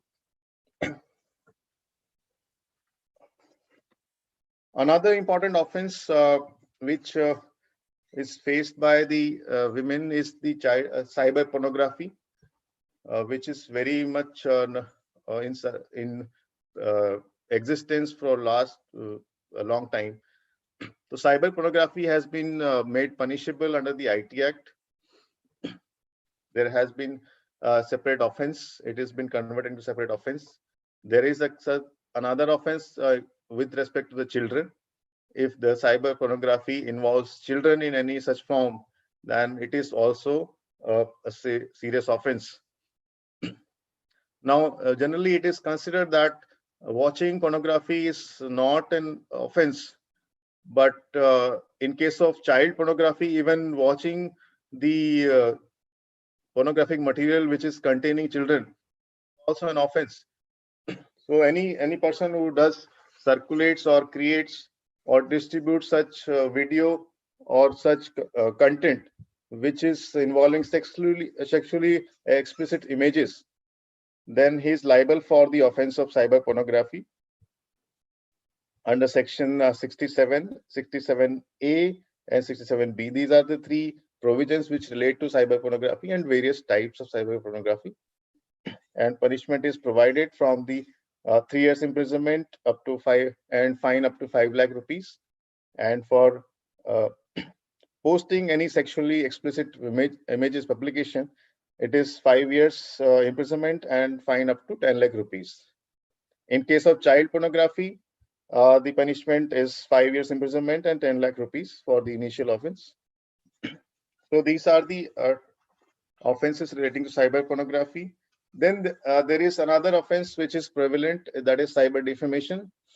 When the people are trolled on social media, they are defamed on social media by various methods, including posting their morphed photographs and making the memes of those persons.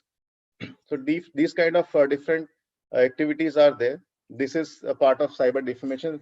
though as such cyber defamation is not covered in IT Act per se, but it can be covered within the provisions of IPC section 499, which defines defamation. So punishment can be there. Cyber defamation can be covered that way. Then there are new kinds of cyber crimes which are emerging nowadays. For example, sexting and the sexting activities. Then revenge porn is one crime which is now emerging rapidly. That when people are in relationship, they try to capture their private moments and the activities which involve sexual intercourse and others. So when they capture it, such images and keep them it for the record, and once their relationship is broken or the other partner tries to exploit this videos by using these videos and photographs, then it becomes a very difficult situation, and that person may use these kind of videos and photographs to blackmail the other person for money or some other benefits. This is also called as sextortion. So these kind of new emerging cyber crimes are there, though these kind of crimes are specifically not covered in IT Act, but there are different provisions might cover it. Then there is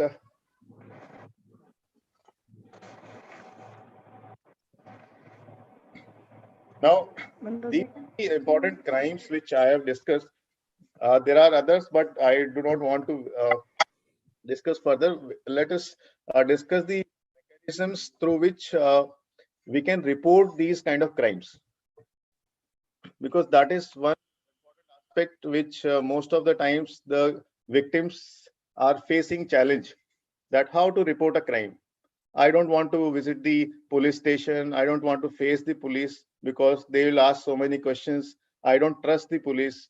So without going to the police station or without going and giving such information, what happens if the WhatsApp chat I give it to police is released in public, which has happened most of the times in recent times. We have seen that the chats of WhatsApp chats of the in the Sushant Singh case was released publicly. Everybody knew what the discussions. So if that happens with a person who's a female and has been victim of cyber offense, that will be a difficult situation to report.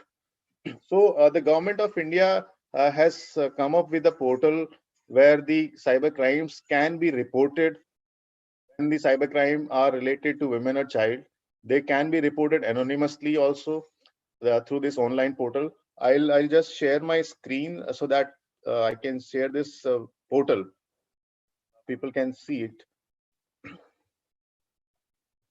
Okay.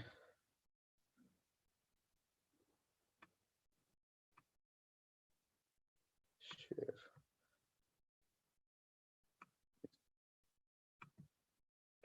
So is it visible? Yes, sir, it is visible. Okay. So this is the website cybercrime.gov.in, where the government has made such a portal where the cyber crimes can be reported online using this platform.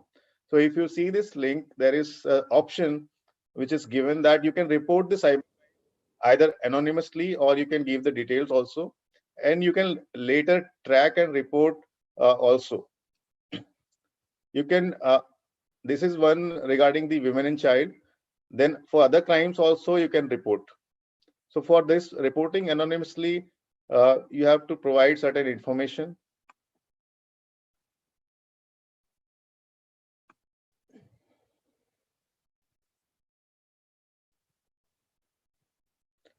So there is a link also where you can file the complaint. I'm not able to open this link, but yeah, you can later on, you can check this website and visit this link for reporting how the crimes are to be reported. They have also given the guidelines for reporting these crimes. So if you go to the resources, they are given a citizen manual on how to use this particular platform or portal for reporting of cyber crimes.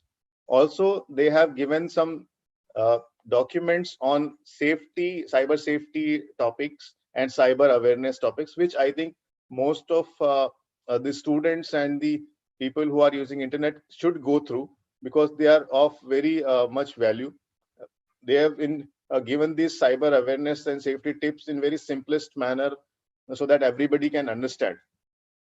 Also, the government has been promoting this concept called as cyber volunteers, where any person who wants to become a cyber volunteer for the government, thereby making people aware of the cyber crime, cyber threats, and also to report cyber crimes whenever they are aware of.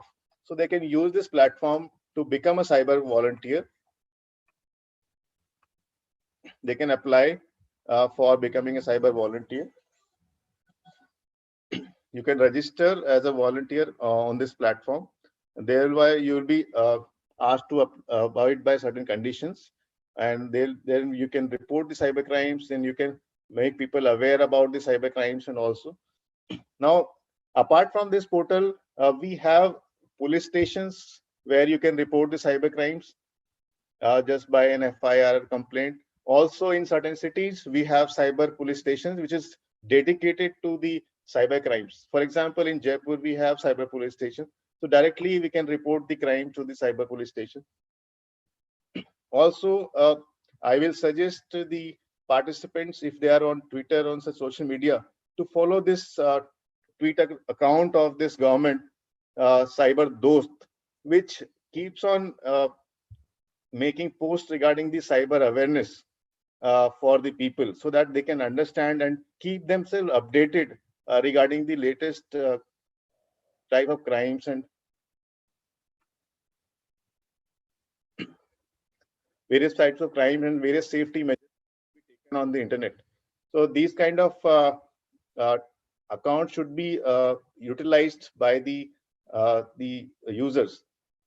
They've also given various types of frauds which are prevalent, and the safe use of social media platform. This is another important aspect which you can look into. Also, there is certain advertisements, or you can say the information bulletins, audio clips, which are explaining how the cyber crimes take place. So this is just some information that I wanted to share regarding the cyber crime and how to make the complaint or report the cybercrime, because one of the reason which I initially made regarding the cybercrime was the lack of reporting. Even the National Commission for Women, they also identified this as a problem, because the number of crimes which were happening actually in the India, and the reported crimes were very less. In last 1 year, around 30,000 cases were reported of cybercrimes, but you might have seen the cases from your neighbors and friends that everybody now and then is facing such kind of cybercrime. There are other through internet or some mobile phone or some other problems they are facing. So in order to keep ourselves safe and secure, because also another important thing is that nowadays when we are using this mobile phone and internet, everything revolves around the information. Whatever we share, that becomes so much valuable for different people we are not aware of. Whatever the personal information you share on the social media. I will recall one incident which happened last year, that one of the judge of the important court in India, he was traveling to Singapore with his wife, not with his wife alone. He was traveling to Singapore, and he posted this on the social media that I am traveling to Singapore and I am missing my wife at home. She's alone, and information like this. And he posted on the social media.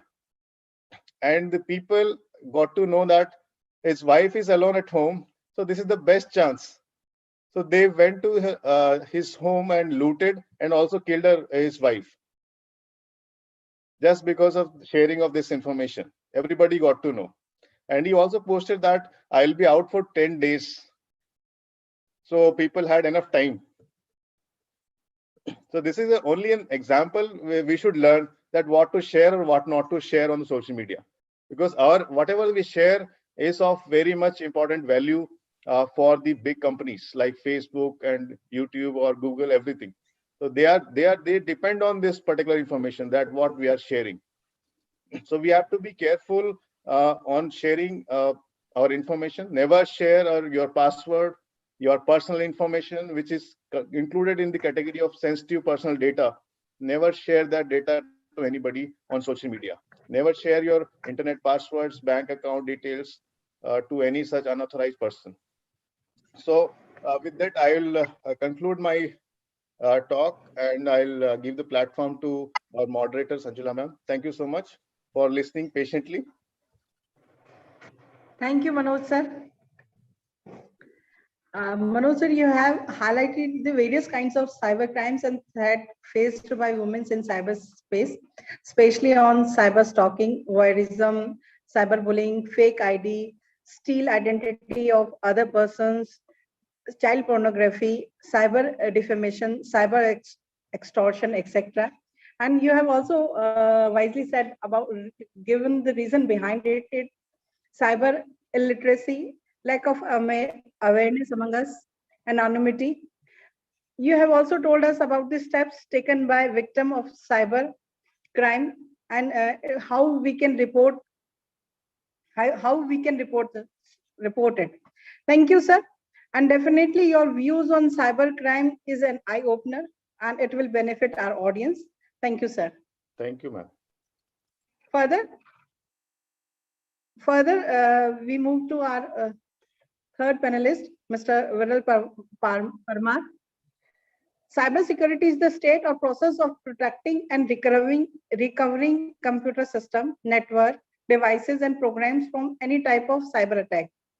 Cybersecurity importance is on the rise, and our next panelist topic is cybersecurity and safety measures on social media. Over to Mr. Viral Parmar to share his views on this topic. Sure, ma'am. Thank you, ma'am. Let me share my screen, ma'am.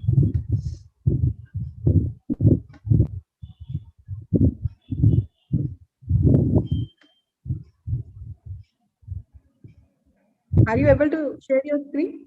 Just give me a second, ma'am. Yes, ma'am.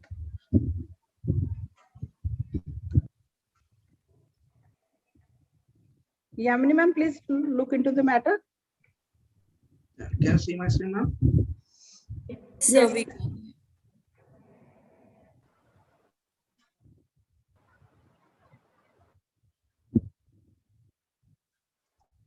Yeah. Yes. Hi, everyone. Can you guys see my screen? yes, sir. Yeah. Okay. Thank you, ma'am. So, thank you for a brief introduction, ma'am, Sanjula ma'am, and also inviting me here for the session in cybersecurity and this good occasion, and to aware people about cybersecurity, cybercrime, and cyber hygiene.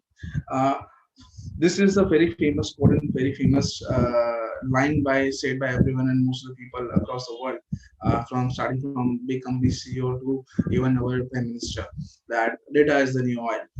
Even Narendra Modi ji also mentioned data is the new gold, because gold is as valuable as the oil, right?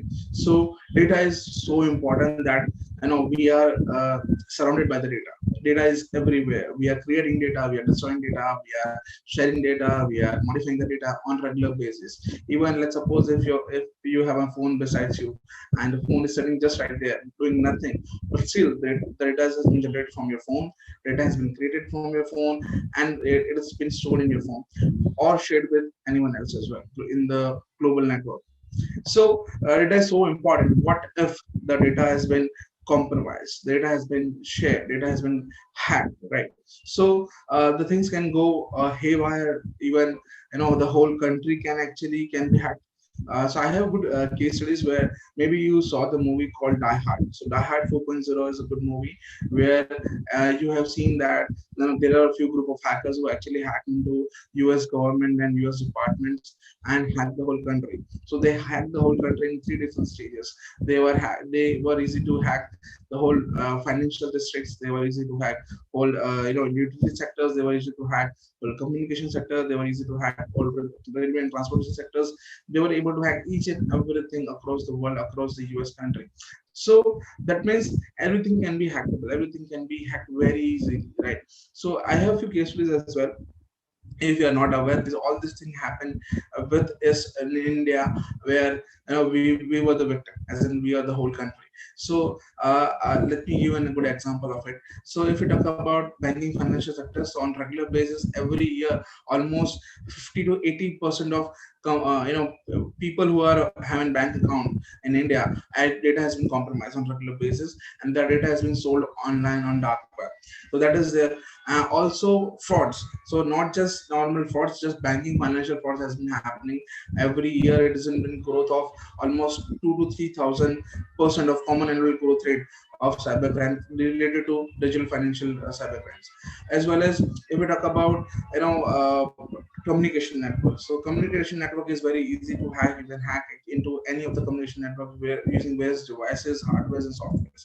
If we talk about utility sectors, then utility sectors can be hacked very easily. Like if we talk about nuclear power plants, or we can say electricity grids and everything, smart grids management. So maybe you heard this thing. It was some kind of an, as of now, there is no surety, but from last 2 weeks ago, there was a big hack, cyber attack happened in some electricity grid in Maharashtra, and it was over the news that maybe Chinese hacker actually did it. Similarly, 2 years ago, there was in the news that Delhi's big electricity power grid was hacked by some Pakistani hackers, and yes, it was cyber attack. So this kind of things are happening with us on a regular basis, and it is important that we should know and we should be aware about such things. So it has been happening. Then besides that, if we talk about transportation sectors, so if we talk about transportation sectors, and let me give you a good example of it.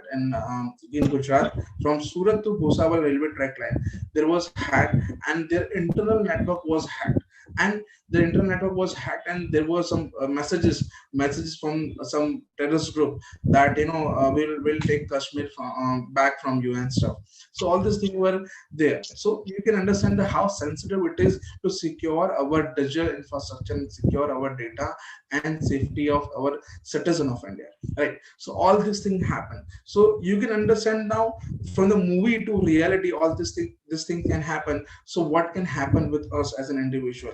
So this is an old photo of an war room. So this was used to look like the war room looked like. So where they were actually, lots of people are sitting there and controlling all the operations and everything, also nuclear missiles and everything. Now this is the picture of the news war room. So where there is no some hardware, police or something, there are computers everywhere.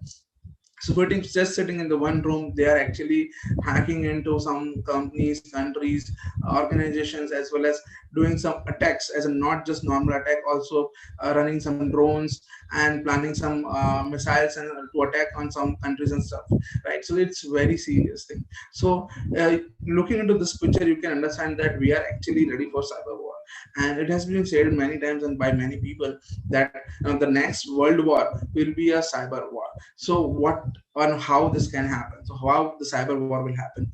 So lots of countries are preparing for this cyber warfare, and how that are doing. So they are started with small cyber attack to check the vulnerabilities and checking the systems and scenarios, how that is working. So if we talk about cyber attacks, so it's been in the news from many countries, and it's been from the many years that is happening. That let's suppose, let me give a good example of it. As I mentioned that there was an attack on nuclear power plant. So let me give you a good example of it. Maybe you heard the word called Stuxnet. It is an world's most complicated malware that has been ever created, right? So it was actually used to create, it was actually created by US and Israel together to attack on Iran's nuclear power plant. And they actually hacked into the Iran's nuclear power plant, and somehow they got whole access to it. And it was actually a kind of a worm as well, so that structure of malware would actually spread it to the whole network of nuclear power plants, and that malware actually spread across the Europe nuclear power plants as well. So it was that sensitive, and it was that dangerous to actually create such malwares and spreading across the world. So besides that, it was actually allegedly a cyber attack from US and Israel to Iran nuclear power plant on Iran country.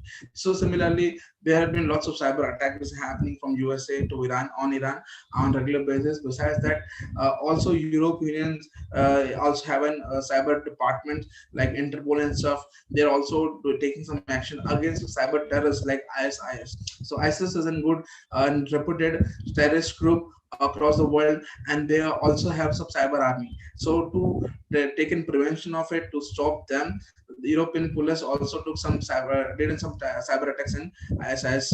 Also, US also get out some cyber attacks on some different other countries as well to remove the propagandas and stuff.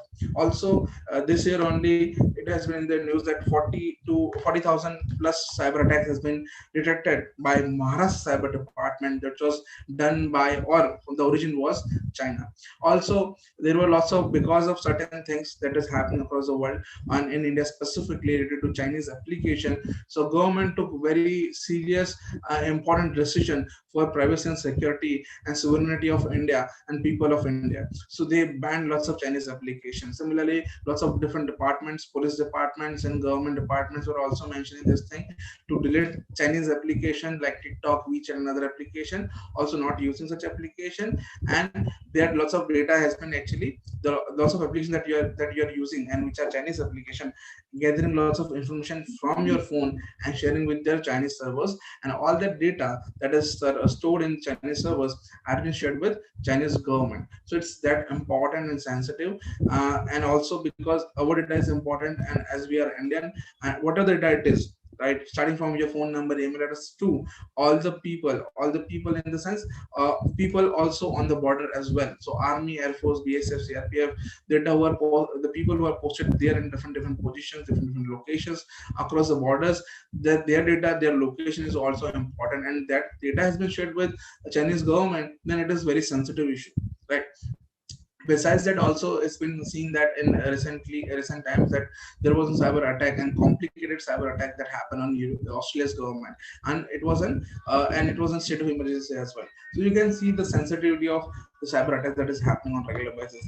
Besides that, you also heard about cyber attacks from India to Pakistan to India. These are the few websites that I have seen, that lots of people are hacking into Pakistani website, and similarly Pakistani hackers hacking into Indian website and gathering information, deleting and defacing the websites and stuff. So this thing happens on regular basis. Besides that, it has been seen that hackers are actually taking this as an advantage because of their knowledge and skills. They can hack into any of the person. So it was in the news that some hacker actually hacked into FBI's and CIA's directors' accounts, and they got all the important emails and messages from their accounts. So it is very important to understand the sensitivity of your accounts or data. Also, now if we talk about data, though, how and what are the things that are happening with your data and who are doing it. So you can see this poster where you can see Google, Amazon, Facebook, Apple, and other companies are actually getting and lots of data about you. What are you doing? How you're doing? With whom you are doing? Where are you going? And what's your feeling? What you do? Everything. Right. So they know whole behavior. They know your whole behavior. Even they know more you than your parents. Right. It has been said that your mom knows everything, right? But actually, like companies like Google knows everything about you more than your mom know about you, right? So that's very serious. And if you talk about how the data has been leaked, or how this cyber attacks happen, and actually it affects us, and by hacking into companies, how that company hacking the company is affecting us. So you can see there are a few stats here that companies like Sony, Home Depot, JP Morgan Chase, LinkedIn, Google, eBay, IRCTC, Ghana.com, Yahoo, Department of Defense, Control of Defense, Narendra Modi ji's website, Ravi Shankar Prasad's website, everything. So whatever you say, that take the name of a company and that company has been hacked, at least once in just 1 year, right? From last 1 year. So all this company has been hacked. The number of data has been leaked and shared with online with millions of people and been sold online with a million people, right? So you can understand. So obviously, if you have an account in any of these websites, not just this only, this only. So from WikiLeaks to Twitter to, if we talk about WhatsApp, McDonald's, Apple, Lenovo, Samsung, LG, whatever the company is, Apache, Microsoft. So every not just company, also organizations like CIA, Central Intelligence Agency, companies like organizations like that also has been compromised. So you can understand nothing has been saved as of now. So if you think that the products that you are using of any company, either it's any smartphone, smart devices, or things that you are using or companies that you are getting it, so everything has been hacked, right? From the college organizations, everything. So you can understand that data has been created and data has been leaked recently. So the biggest data, and it was in the news that Facebook is a big collection of data collector, and they are storing lots of data, millions of data. They are not just collecting data about their users that are on roll or signed up to their website, but they are also collecting data. They are actually, Facebook is buying data from different vendors and creating a profile of you. If you still don't have an account on Facebook, but yes, Facebook have your data. They know if whenever you log into that your account, and then the whole data and your account will be sent, and there will be a folder, आपके नाम का एक folder रहेगा. There will be a folder in their server that, let's suppose my name is Viral, so Viral Parmar folder is there, and whole activity, whatever I did from the inception of using Facebook and to till date, the things that I am doing right now, everything has been stored with them, everything about me. So that's very important. Such information has been shared or leaked and it's been hacked. So it's very sensitive thing to happen. Right. Similarly, Google has been accidentally collecting 600 of gigabytes of data was shared by on unsecure private data network. Then also Uber's 57 million customers data has been publicly open. In Cambridge Analytica, I hope you understand and you heard the things and scenarios that happened with company called Cambridge Analytica, who was actually creating and storing your data, and it was in the news that they were helping to win a different election party, like in USA they were helping to win the election, and in India Narendra Modi ji, BJP, and also as well as Congress party as well. Besides that, there are 540 million records of data were actually publicly exposed recently on Amazon cloud service providers. Also, there are also been data, 146 of gigabytes of data, Facebook user data, which including account details, names, ID details about your comments, your post, everything has been exposed publicly. So you can understand how sensitive it is to share your data, create your data, store your data, and if someone hacked your website or Facebook, companies like Facebook, and your personal information has been revealed. Now, besides that, mass surveillance is a program that is run by lots of governments, agencies, and other departments where they information. So how they are gathering, because of the tools and technologies that we are using, like companies like Google. So we actually use Google on regular basis for free. So it has been said in the business market of business where nothing is free. If the company is not actually selling something to you, then you are the consumer. As a consumer, you are the product. So if they are not selling your product, then you are the product, right? So as in this scenario as well, Facebook and Google, they are not actually selling something to you. They are not paying, you are not taking payments and stuff. That means you are the product and you are giving all the information. And we actually we saw this thing and we read this thing, but we never understand what is this, right? So maybe if you log into the account, if you sign up your account, or if when there is an update in the policy, you never read the policy. I suggest that always read the policy of terms and condition and everything, that what is there mentioned in that policy, right? So it's always mentioned, it has been said that data has been created and stored with us, and we might share with our departments and other partners as well. Fine. So this I think of happening. This kind of things are happening on a regular basis, and we are sharing our data for free, and they are making out of it money out of it. right? So besides that, from government departments like CIA, NSA, and GCHQs, they are doing surveillance on us. They're using lots of zero-day vulnerabilities to hack into our network, hack into our devices and softwares and stuff. Also, they have few policies where using that, the policies or laws, they're actually getting our data, like policies like Patriotic Act Section 215 and FISA Amendment Act Section 702. So this happened, the laws was created after 9/11, when they happened in USA, and the two twin towers has been destroyed by some terrorist organization, right? So after that, they created this act. Using that, they were actually able to do surveillance, mass surveillance on any of the people or citizen of USA. And besides that, they also expanded that whole scenario, and they were doing mass surveillance across the world, across the people across the world. So they're doing and using lots of softwares like Prism, Nucleon, Marina, and etc. etc. Like countries like China is also doing surveillance. They are using softwares, hardwares. As we saw that applications that we are using, they are also getting data from that as well. Besides that, they are also doing some mass surveillance using their softwares like facial recognition softwares and traffic lights as well. So you can see here in this picture, you can see there is a person who's standing here, and you can see there was few things mentioned there, that the person is adult, wearing short sleeve, and also wearing some trousers, right? So you can see how sensitive and how important software they are having and creating data about us.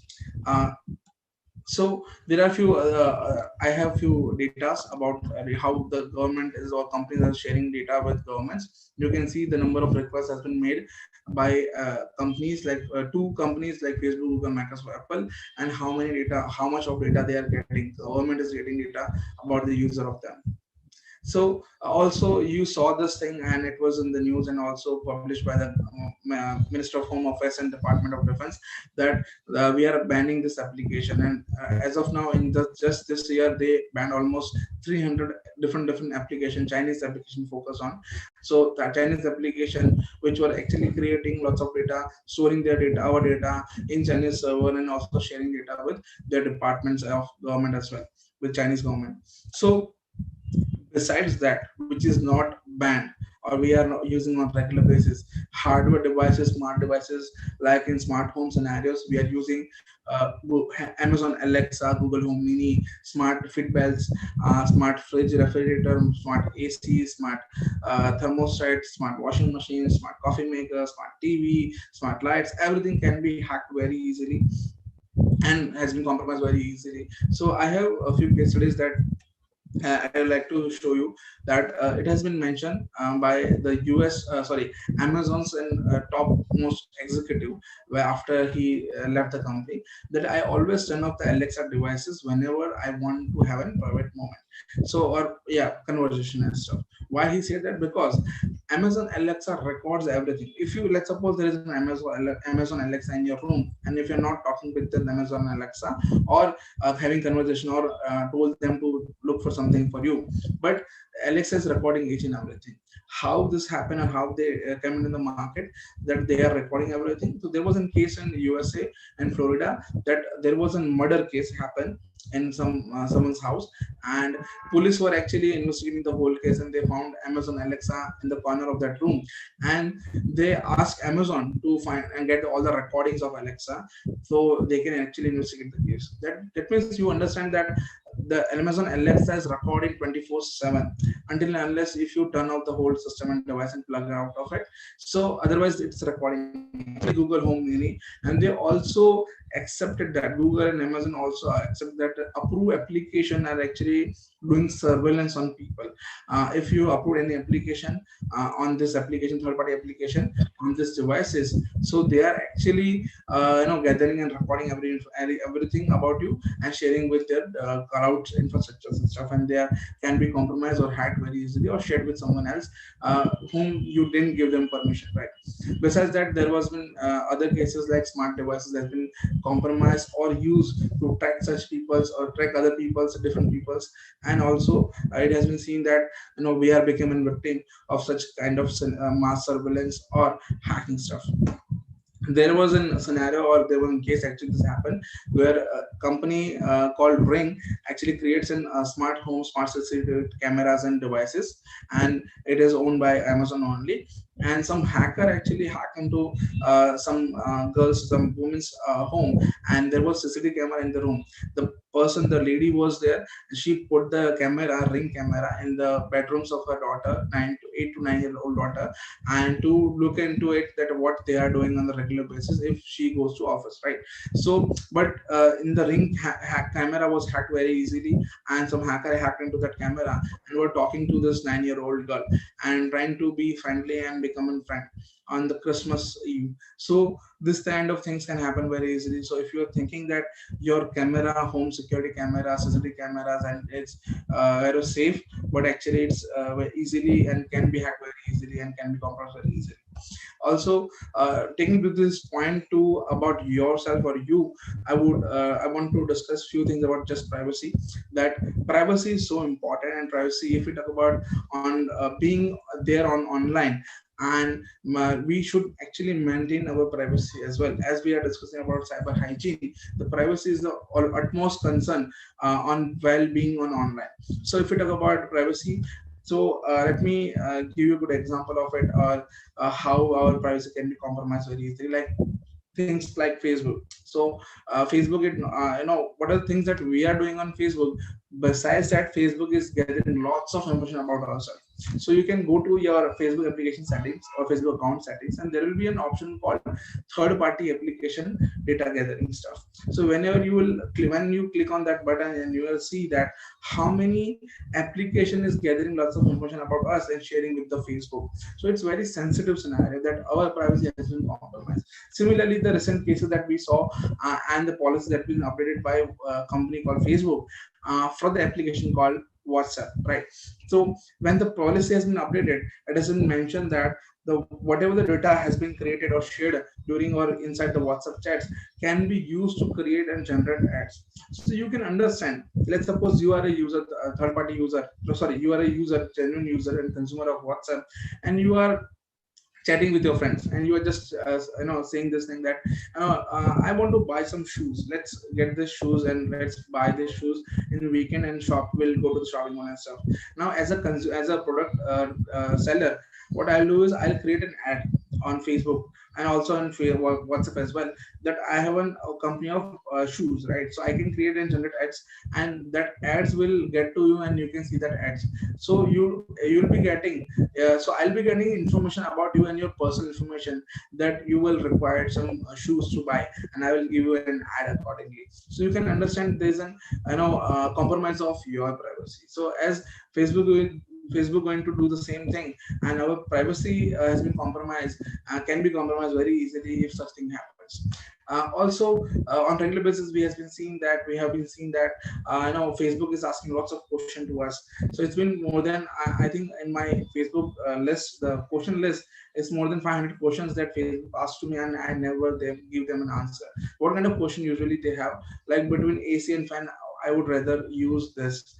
If I could be a fictional character, what I'd be. So in this scenario, they are actually want to know us, our behavior. Also, not just that from the questions only, they are also recognizing our face on regular basis from the photos that we uploaded, or any of the friends who uploaded my photos. And if they didn't tag me, Facebook will let them know that, do you want to tag this person that is in their photo. So all this information is very important and sensitive. And if, as I mentioned earlier, that Facebook has been compromised on regular basis, so you can understand how your data can be used in different manner. Also, there has been few I like memes, so I have mentioned these two memes that where Mark Zuckerberg actually came to India, and he mentioned want to give free internet stuff, and this picture was taken from some village there. Then someone created this meme that my dad told me that you are spying on us, and Mark Zuckerberg is saying he is not your dad because he knows everything. Similarly, Facebook helps common patient deal with memory loss by sending them a folder of personal information. So this type of things can happen on a regular basis, and as I discussed that how Facebook has been compromised. Also, the people like Mark Zuckerberg himself knows the importance of privacy and security. So what he did it. So he actually kept in tape on his webcam as well as his mic. So if someone is actually hacking into his device, this MacBook Pro, and then they can't hear him or can't listen to him. So he is that smart enough to keep privacy and security to them himself. Similarly, people like Elon Musk is also taking privacy and security very seriously, and he used to destroy their phones on regular basis. He trolls mostly WhatsApp that they are not providing privacy and security, and also criticize the scams that is people are creating around it. Also, applications like FaceApp. Maybe you heard or you use this application where you actually click a picture of you, and the application make you younger or older according to the features that you want to use, according to based on the AI intelligence that they are using in the back end. Also, that application make you girl or boy, whatever it is, right? So now this application were in trend, and people were using this application without thinking what the application and how it is working and who is the owner of it, right? So because of it's a trendy, everyone likes it. So everyone likes it. So people are using such applications. Now the important part about this application is how the company is storing the data. So when the company is creating, let's suppose if I'm opening this application, installing this application and using this application, and data has been created from because I'm using such applications. So the data has been stored in their servers, application servers. So how they are storing it? So they have this information in their website only. As of now, the website is also available and live, so we can read all this thing from their website as well. So mostly everything is mentioned in their terms and condition and privacy policy. So I want to highlight a few things, like the first line where it is mentioned that the company will store your data in any country. So there is no restriction. Maybe you heard about the GDPR Act, right, which actually says that if I am a user of US in Europe Union, then my data has to be stored in Europe Union only, right? So it is a jurisdiction based thing. But this application says that it can be stored anywhere across the world. Besides that, they also says that FaceApp, it affiliates or service providers may transfer information that we collect about you, including the personal information, across the border and from your country or jurisdiction to another country or jurisdiction around the world, which is saying that we don't follow GDPR and we can take your data and do whatever we want. Also, they mentioned that company, like let's suppose there is an this FaceApp application in US country, and people are using it. So they will maintain the facilities, but again, they are not restricted to the same country only. FaceApp cannot ensure the security of information that you transmit to FaceApp, or guarantee that information on the service may not be accessed, disclosed, altered, or destroyed. So clearly they mentioned that data ka kuch bhi ho jayega, we are not responsible. Right. So it can be altered, accessed, disclosed, or destroyed. We are not responsible for it. Similarly, we are not responsible for the practice employed by the website owner, website provider, service provider, and other third-party application service provider. So you can understand what they are like saying, that we really don't care about your data, what is happening with your data, and we even don't care about you, because they mentioned this thing in their policy that we grant access, or we grant FaceApp, that as a user you are actually accepting this terms and condition, that you grant access and grant access to face app application, that you are giving them a perpetual, irrevocable, non-exclusive, royalty free, worldwide, fully paid, transferable, sub-licensable license to use, reproduce, modify, adapt, publish, translate, create, derivate work from, distribute, policy, perform, and display your user content in any name, username, blank class, whatever it is. That means that whatever the data has been you are creating, so they have all the right to use it and can whatever they want to do.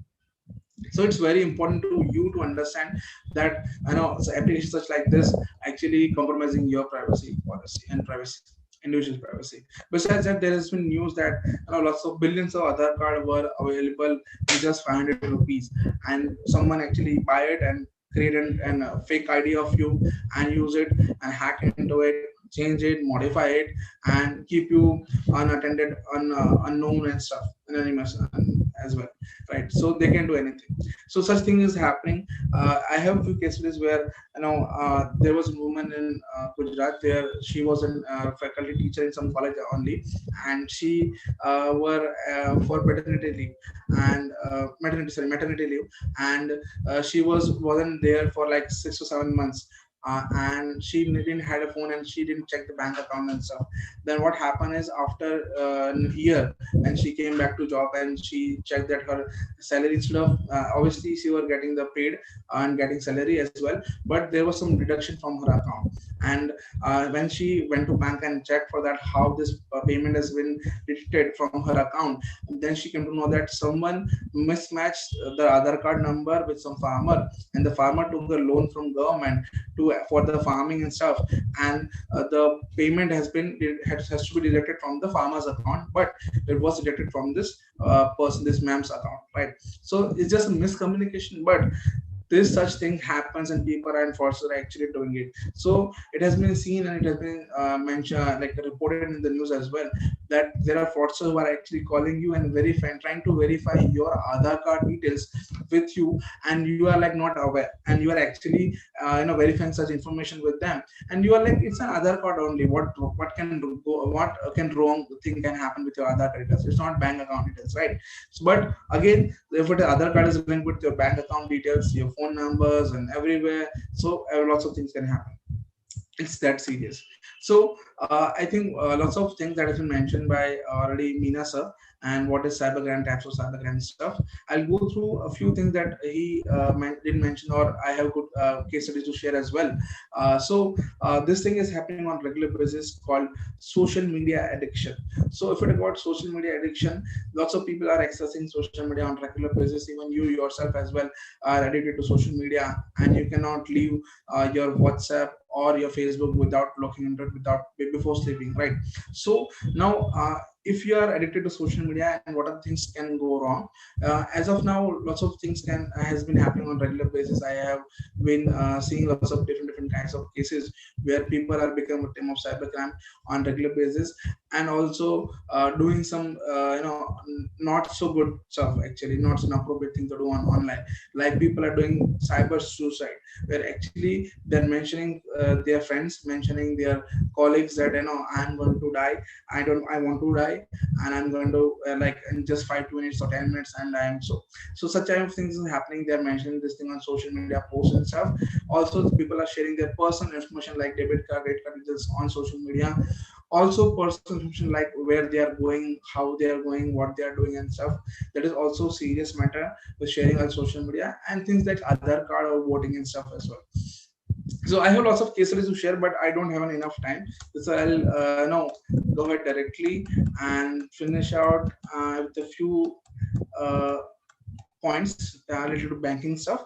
So if you are doing online banking and stuff, or you are doing this offline banking as well, so you have to keep on eye on this thing. If you're doing banking and stuff, so you should look into how ATM devices there, how it is working. It is does it having an small cameras, small circuit cameras, or having a fake screen, or having a fake card swiping stored and stuff. So if you're aware, and you should check at least once before doing some transaction, or your data has been skimmed by this type of devices and can be shared with the hackers, and the hacker can actually do transaction from your account, and all this thing happens. Also there are different kinds of other devices as well, like small card swiping devices, fake keypads, keyloggers, actually fake card swiping devices, and also wireless devices. As I think as you all are having this new type of debit or credit card, in that there is an NFC, and there is also a logo of NFC where it can say that you can actually just tap and pay, and the transaction can happen, right?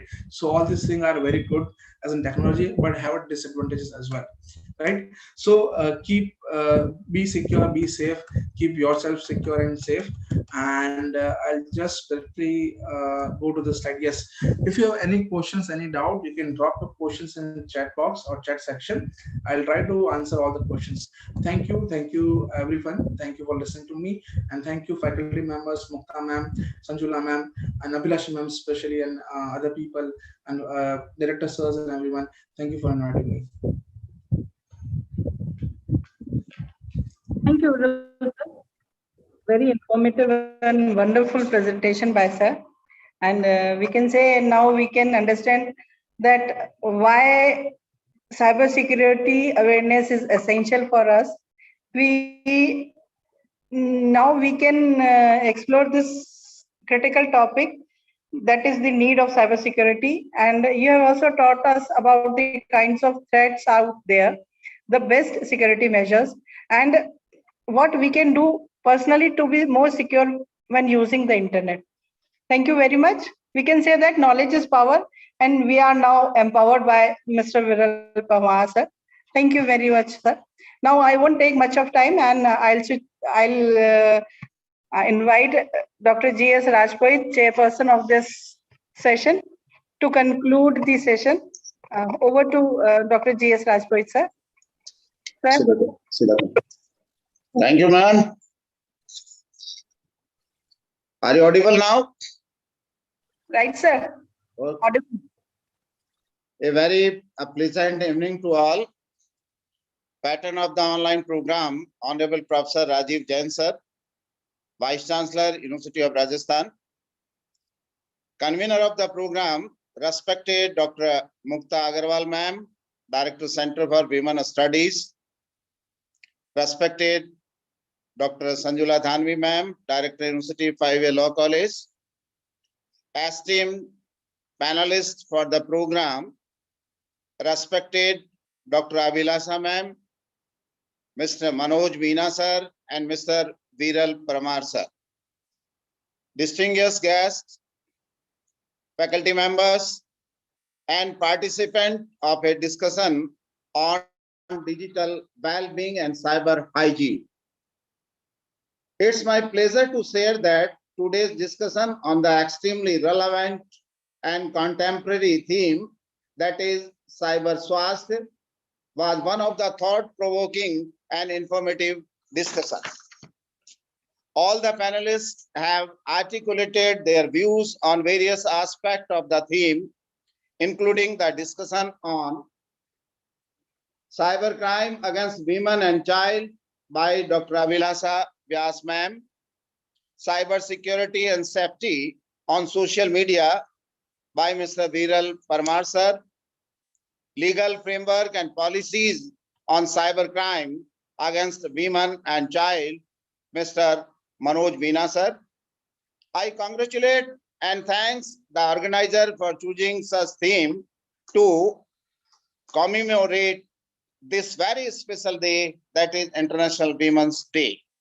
Through today's program was earlier scheduled on March 8, but I believe every day should be celebrated as a Women's Day. However, to honor their achievements, the UN announced March 8 as International Women's Day.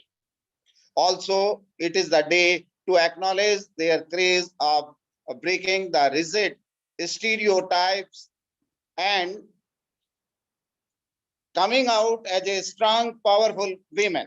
This year, Women's Day theme is Choose to Challenge, which means that every individual is responsible for our actions and thoughts. The ongoing situation on the COVID-19 pandemic has kicked the life out of gear for most people and brought in a new norms. The majority of us were forced to switch to an online mode for learning and work, which has exposed all to cyber threats and crime. In this scenario, it is extremely relevant that such a discussion has been organized on cyber hygiene, which aims to inform people, especially women, about the risk of cyberspace. Women have faced various risks in the online digital world relating to privacy, personal data protection, online harassment, revenge porn, cyberbullying, trolling, etc. The legal framework on cyber crimes in India consists of the Information Technology Act 2000 and various rules which are made therein.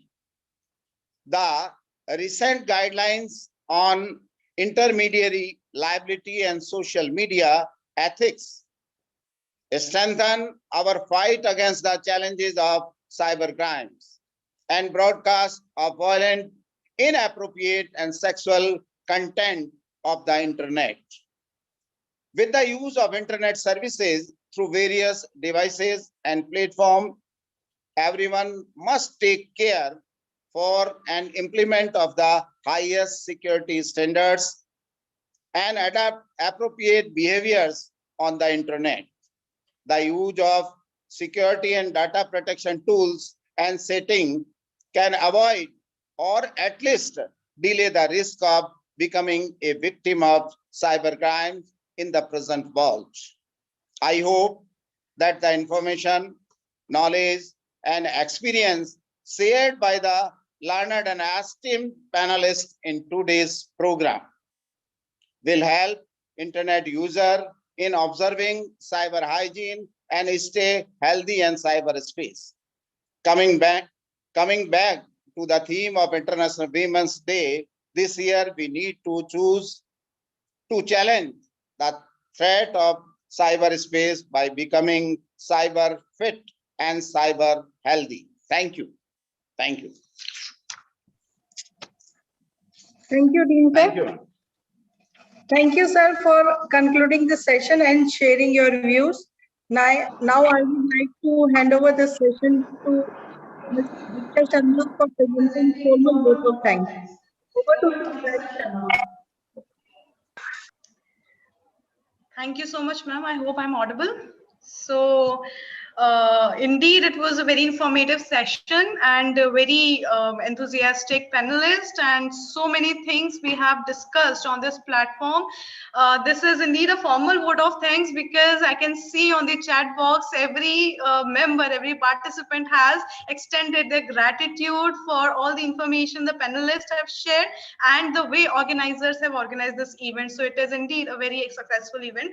Thank you to the audience, first of all, for sharing your gratitude with the organizers as well as the panelists. Proceeding with the formal vote of thanks, I would like to thank our patron, Professor Rajiv Jain, Honorable Vice Chancellor, Rajasthan University, whose constant guidance and support has always encouraged us to undertake such task of organizing such events. Thank you, sir.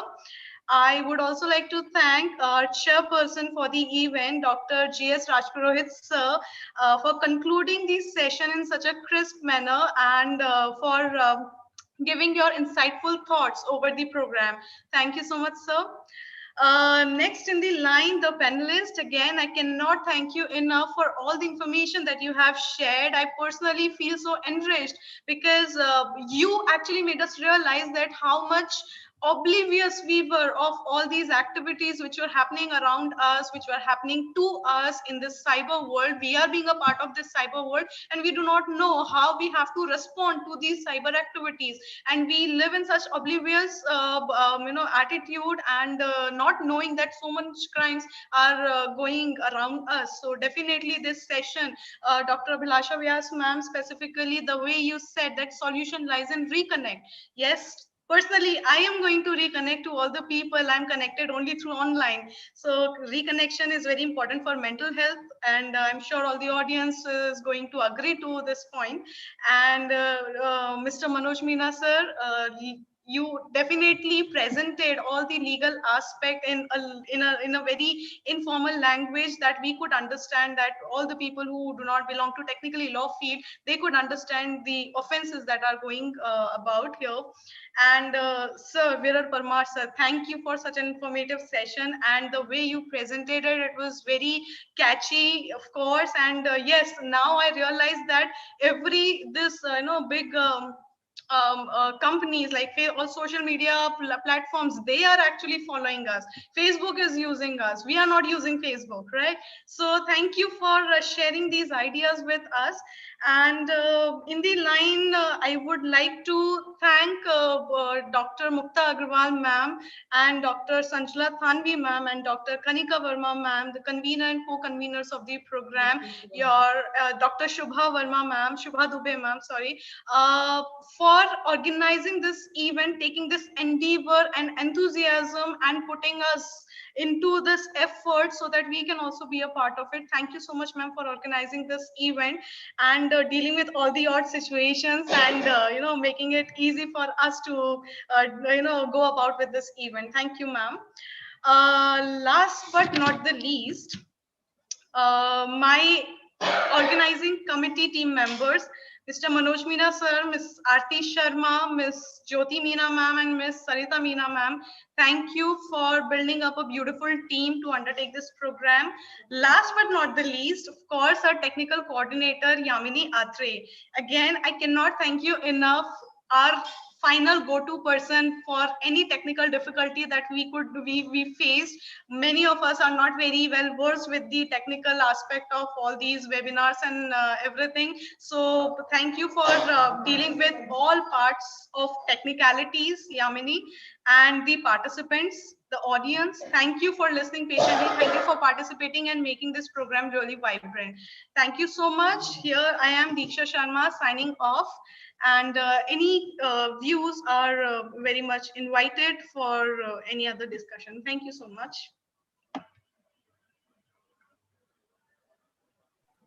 Thank you, Diksha, for formal vote of thanks. Thank you, everyone.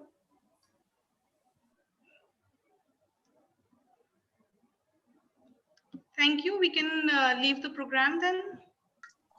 Thank you, everyone. Mukta ma'am, now we can end this meeting. Yes, yes. We should thank Diksha Thank you, for Kanika ma'am. vote of thanks.